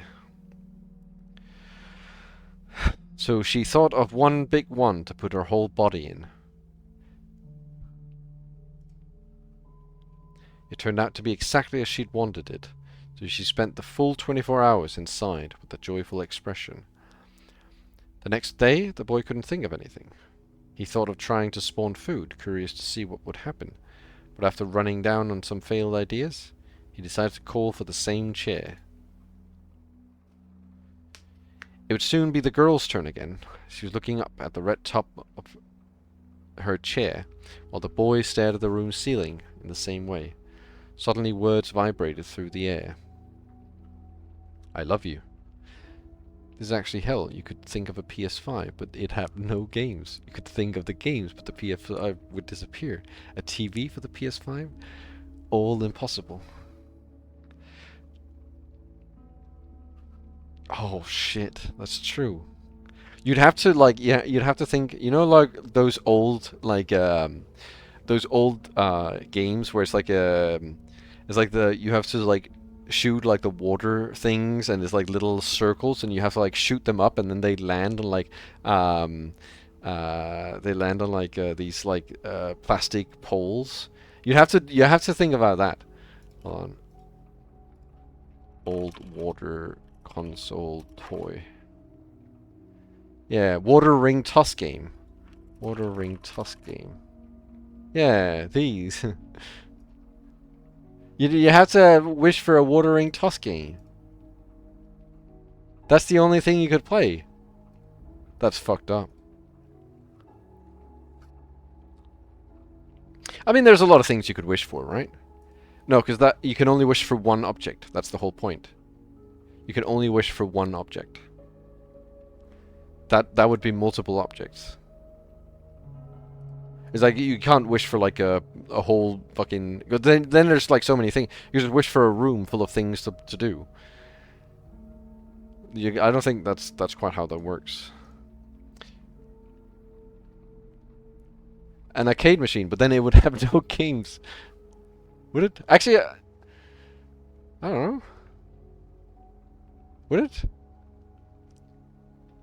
I guess it would. I guess an arcade machine would work. A wish for a water park? Yeah, I guess an arcade machine would work.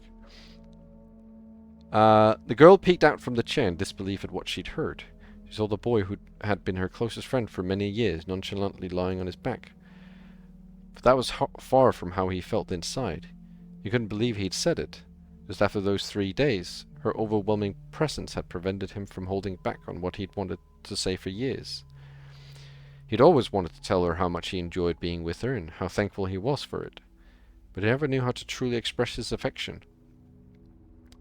That was why he'd grown sad, knowing that their relationship had been built with only implied trust and fondness. For that reason, the first time he let his emotions burst out, they had automatically taken the form of those simple words. While he'd been wanting to say them for a long time, he wasn't scared the reception might have been negative. He'd simply never been able to bring himself to do it, justifying it as being disconnected. As soon as their new reality had been presented to them, he'd understood that he couldn't spend all that time suppressing his honest and natural feelings.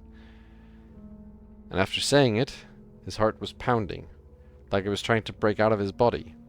He'd imagined the situation and many different outcomes, so he continued to look at the ceiling, awaiting whichever one would actually happen. He kept his mind as serene as possible in the eternity between confession and response. He was prevented from leaving the room even if he wanted to. Really? I definitely didn't think so. That's surprising. She had a smile on her face and looked genuinely happy. Looking down and seeing it, the boy sighed in relief. knowing that no matter what would happen, he wouldn't regret having said it. But as it turned out, that wasn't the end of it. I liked you for a long time too. I was pretty scared to say it. Keeping the same smile, she let him know his feelings were shared. The boy wasn't sure how to feel or respond. He wasn't good with his own emotions, but if he'd looked at their situation from the outside, he would have thought that both of them liked each other. Despite that, he had never truly believed it. They managed to start up a conversation so that the mood didn't fade. There were many things they wanted to say and many questions to ask. Since when? How much? The girl knew her chair would soon disappear, so she left it for her bed, where they kept talking until they fell asleep. That was the beginning of the time they spent together. They had so many moments to reminisce about, and many things they wanted to do. The days began to pass, and the same uplifting atmosphere stayed with them.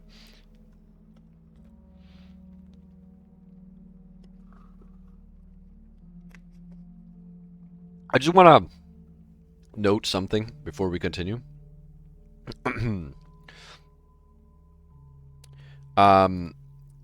This all is written on a small piece of paper that I found in the staff room.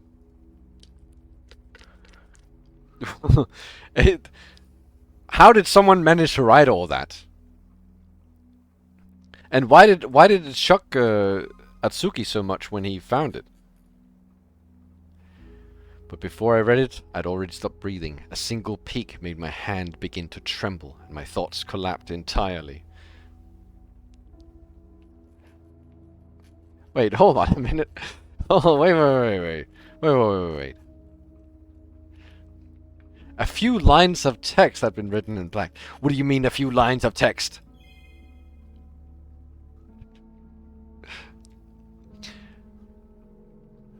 Once he'd made the necessary step, the boy started to open his heart, no longer restricting himself. Elated to see it, the girl responded the same way, strengthening the unbreakable bond they'd built over the years. One day, they kissed. It brought them peace in the already peaceful room. It reminded them of the park they were so far from. The chair kept getting brought back every so often. One day, the boy tried it and understood why the girl liked it so much. Glad to see his liking of it, she joined him inside. They hadn't ever felt as close as that, but the relaxing sensation let them spend an entire silent day together, content to be living in the moment. At one point, the girl got confused, thinking that 24 hours must have passed, but she realized that the boy had already silently prolonged the duration, so she continued resting her face next to his. Similar days continued until they had spent months together. Despite that, no second had felt stagnant. They continued to enjoy their stay, seeing in each other the same friend they'd always gone to school with. This room must stink like shit right now. A month of no toilet? Were they shitting in the drawers? The relationship had surely surpassed the norm. They only truly had each other, but that had always been the case, even after being secluded in that strange room for all the time. They could still talk casually about things in the normal world, making each other laugh and showing interest in what the other had to say. Since he'd broken out of his old mold, the boy had grown used to only voicing his true thoughts, like he'd always wanted to do. Some days they would try to materialize new objects. When it was his turn, he created a huge trampoline. He'd always found them fun, and he'd thought of generating one for a while. They let themselves loose and used it for hours as if their bodies couldn't wear out.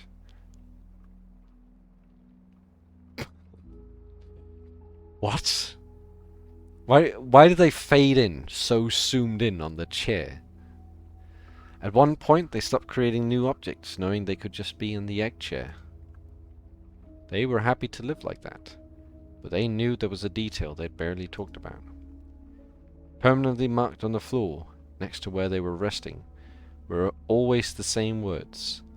Both of you will spend 100 years in this space. Once you exceed that time, will be brought back to your lives, but only one of you will keep your memories of your stay here. They'd long since stopped keeping track of the days, aware that the final one would eventually come. They felt their sense of time had been altered since near the start, so they couldn't be sure they hadn't already spent years in that room. Aren't you scared to lose your memories when we come back? The girl responded quickly. Yes, but it'll be okay. We know how long we've liked each other for in the real world, so whoever remembers will just tell the other about it. There are so many things I want to do with you once we're back. Since one of us will remember, we can do all of them and more. Alright? Whoever keeps these memories will confess to the other one as soon as we come back. Then they would live the life they'd been talking about for so long. That was their promise. They'd grown to love that room and the relationship they'd forged thanks to it. It was just a prologue for the inevitable return, but both of them saw it as much more than that.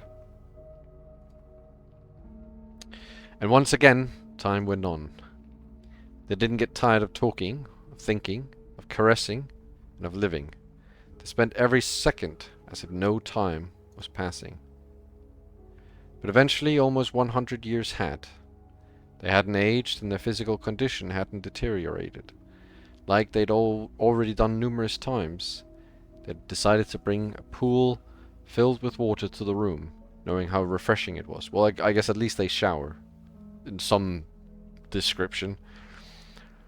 Underwater, the round interior of the pool was the last thing they saw in that isolated reality. They had agreed never to say goodbye. They couldn't have, even if they wanted to. In the blink of an eye, the room didn't exist.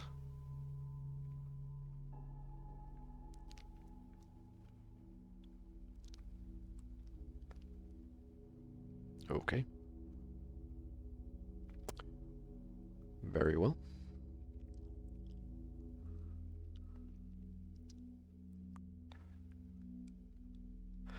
Next to a bench, a boy and a girl looked at each other. One was staring into the other's eyes, whereas the other had simply returned the gesture. What's up? The boy froze. Was it really over? Did the girl in front of him really not remember anything of what they'd experienced together? Is anything wrong? He had no idea what to say, but his own words echoed in his mind. All right, whoever keeps these memories will confess to the other as soon as we come back. Hey, did something happen? Nothing, don't worry. With a slight frown, the girl shrugged and picked up her purse. We should go then. He couldn't bring himself to say anything and simply stood still, petrified. He'd feared many things, that he'd be the one to keep his memories, but the girl's words had kept giving him peace, letting him believe that it'd turn out fine either way. Are you coming?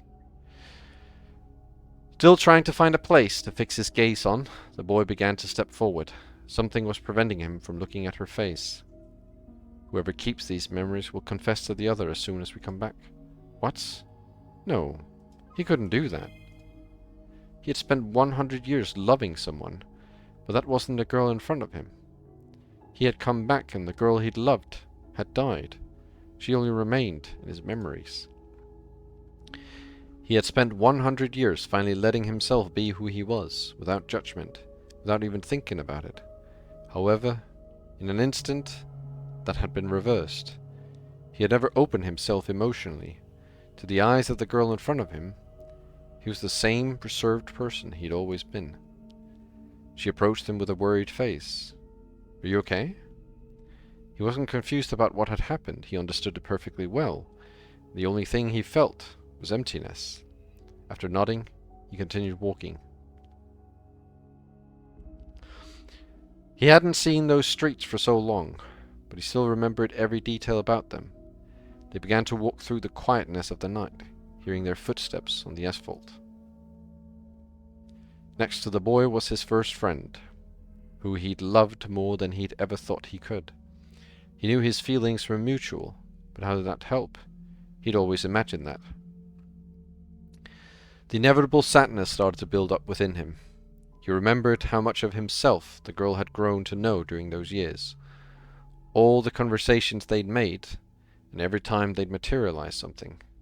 He'd been told that their time together would end since the first day, but he couldn't believe all of that had simply happened and been lost.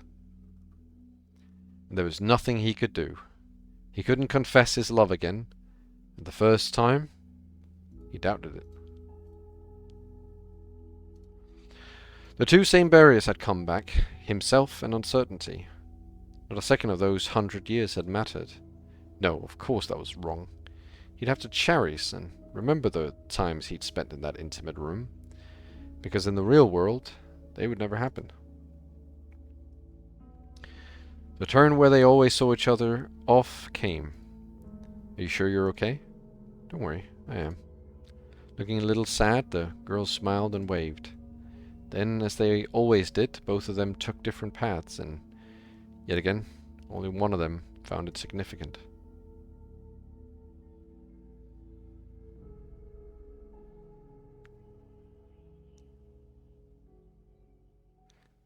Just a few lines of text on that piece of paper, by the way. Just, like 3 lines, maybe. That was a story I'd once written. I'm not gonna lie. I thought maybe it was like a joke that the lines were like that the piece of paper actually had those lines. I thought maybe it like said something else, but it actually had the whole story. I'd always been prone to letting my imagination run wild, and sometimes I'd make up full little stories. Yeah, just a little story there. Unable to sleep one night, I'd thought of that one. It was a very shallow story, but that night I'd felt the need to write it down, which I never tended to do. Of course, I'd never shown it to anyone, but every time I thought of it, a strong, bittersweet emotion would fill my brain. When I opened the piece of paper and read the 4 thin lines of it... 4 thin lines?! That you are not writing that story in 4 fucking lines. You're kidding me. Every word of that story came back to me. Hello, I'm sorry that I have to write this. I still can't believe what happened. I haven't been able to stop crying, but I've always tried to tell myself that these things just occur. I know how selfish it is that I'm writing it, but I won't be able to live with myself if I don't. I need to say it. I've always wanted to, and I can't believe I never will. I love you. My hand hadn't stopped trembling, and my heart began to catch up to it. What in the world was I reading?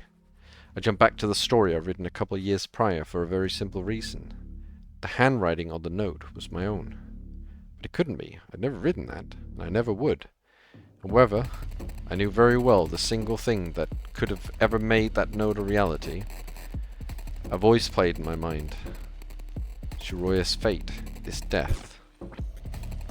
Those had been Saya's words, but they couldn't be true. I'd feared before that the day would come where I could no longer tell her how glad and thankful I was to have her. There's no way I'd let that happen. No, it wouldn't happen.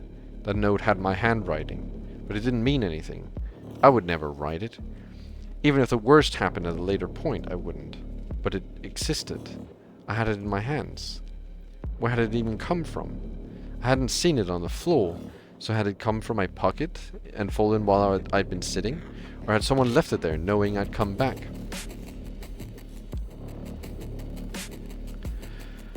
My heart rate alerted me of how anxious I was. My existence felt insignificant, but I still told myself I wouldn't let that reality happen.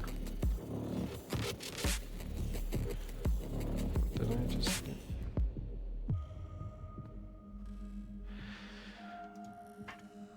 I burst through the door and was greeted once again by the desolate hallway B. I've been tightly gripping the note, the thing I despised, with my right hand. I detested it, and wanted to distance myself from it as much as I could. So I left it between the handrail and the wall to avoid touching it for even another second.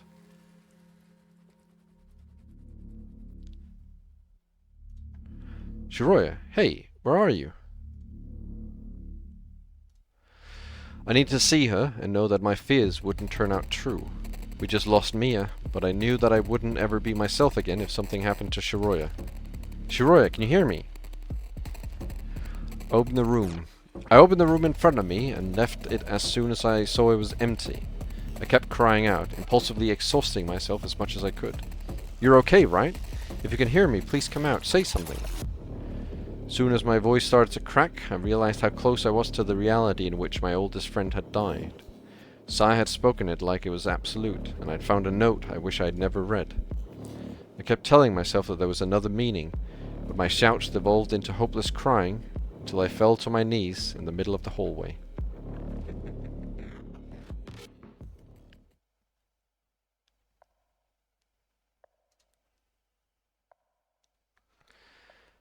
I was so lost that I didn't consider the importance of the sound I'd heard. Footsteps. I suddenly processed it. Abruptly, I raised my head and turned to face the lobby.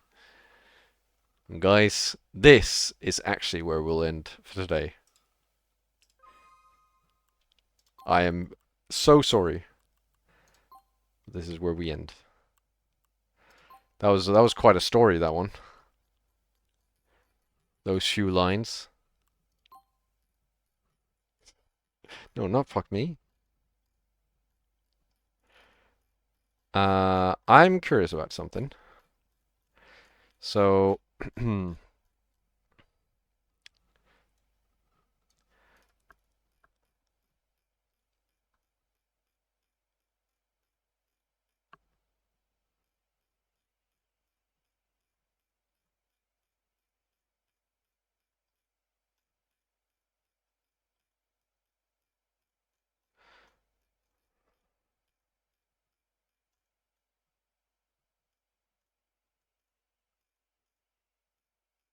okay.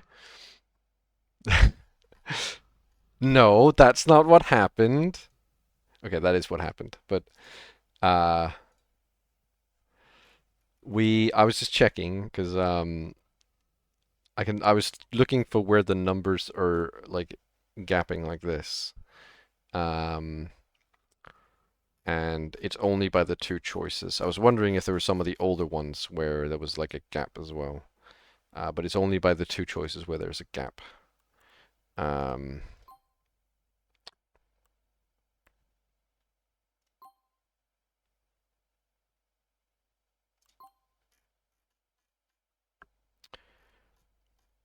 So we are ending off. I guess I should have remembered where we started last time, not where we ended off. Oh, I think it was like 47 where we ended off. So I can remember last end off. So I can remember to say what happened in those few chapters there. Save again, because it's probably gonna need another save. Alright. Streaming policy? Wait, hold on. Is this gonna be similar to rating loop?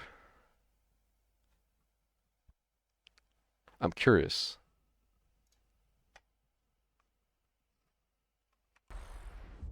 Because rating loop also had the streaming policy thing. Where in theory, so I ignored that, but in theory, you are not allowed to stream you're not allowed to stream the ending of the game. And I'm curious. As the development team, we have no problem with the full playthroughs of the game, whether recorded or streamed. However, please be aware that the soundtrack contains numerous licensed tracks that may trigger automatic copyright detection on various video platforms. This may result in issues with video monetization or audio muting in VODs, but you should not negatively impact your channel as a whole. Okay. No, it wasn't what I thought. But in Rating Loop, basically, it stated that you weren't allowed to stream the ending of the game. You were not permitted to stream the ending. Or I guess permitted is, they can't really, say no like that. But they asked for you to not stream the ending of the game. But first of all, I decided to ignore it.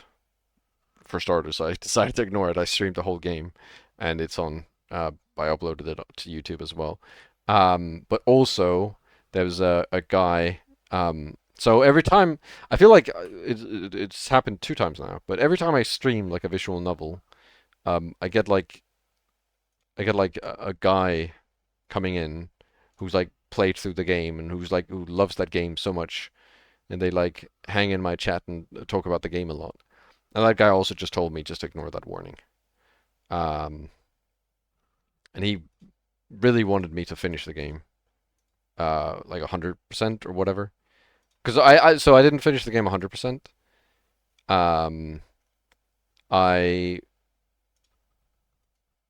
I finished. Well, I mean I finished. I got the ending. But after you finish the game, there's basically a new game plus section for Raging Loop, where you get to do the whole game again, which might sound weird for a visual novel, but basically you play the whole game again, and it has sort of like comments that you wouldn't be able to read during your first playthrough. So basically, like, you get to see what all the other characters are thinking at any given point, which you couldn't in your first playthrough because obviously you don't have that like knowledge. The next visual novel I'm playing, I don't know. I have a bunch of visual novels that could be happening. I have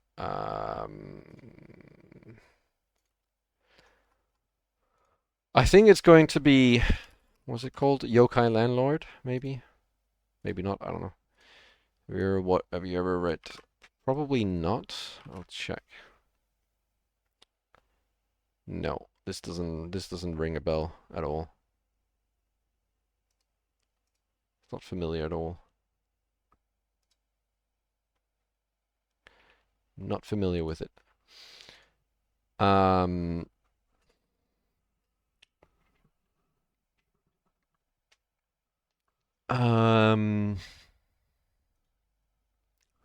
not sure if there's another visual novel I might. Like the stream-friendly version of Muv-Luv? No, I mean, I'm not gonna. I've already seen Muv-Luv. I've watched the entire playthrough of it. I'm not gonna play it. I'm not going to. Oh, Notia is another one that I probably want to play. I know Raddy really wants me to play that. And that's sort of in a similar vein as well. Right. I'm going to send on over the raid to you know who, of course. I wasn't expecting her to stream, so it's a pleasant surprise to see her. And we are sending the raid.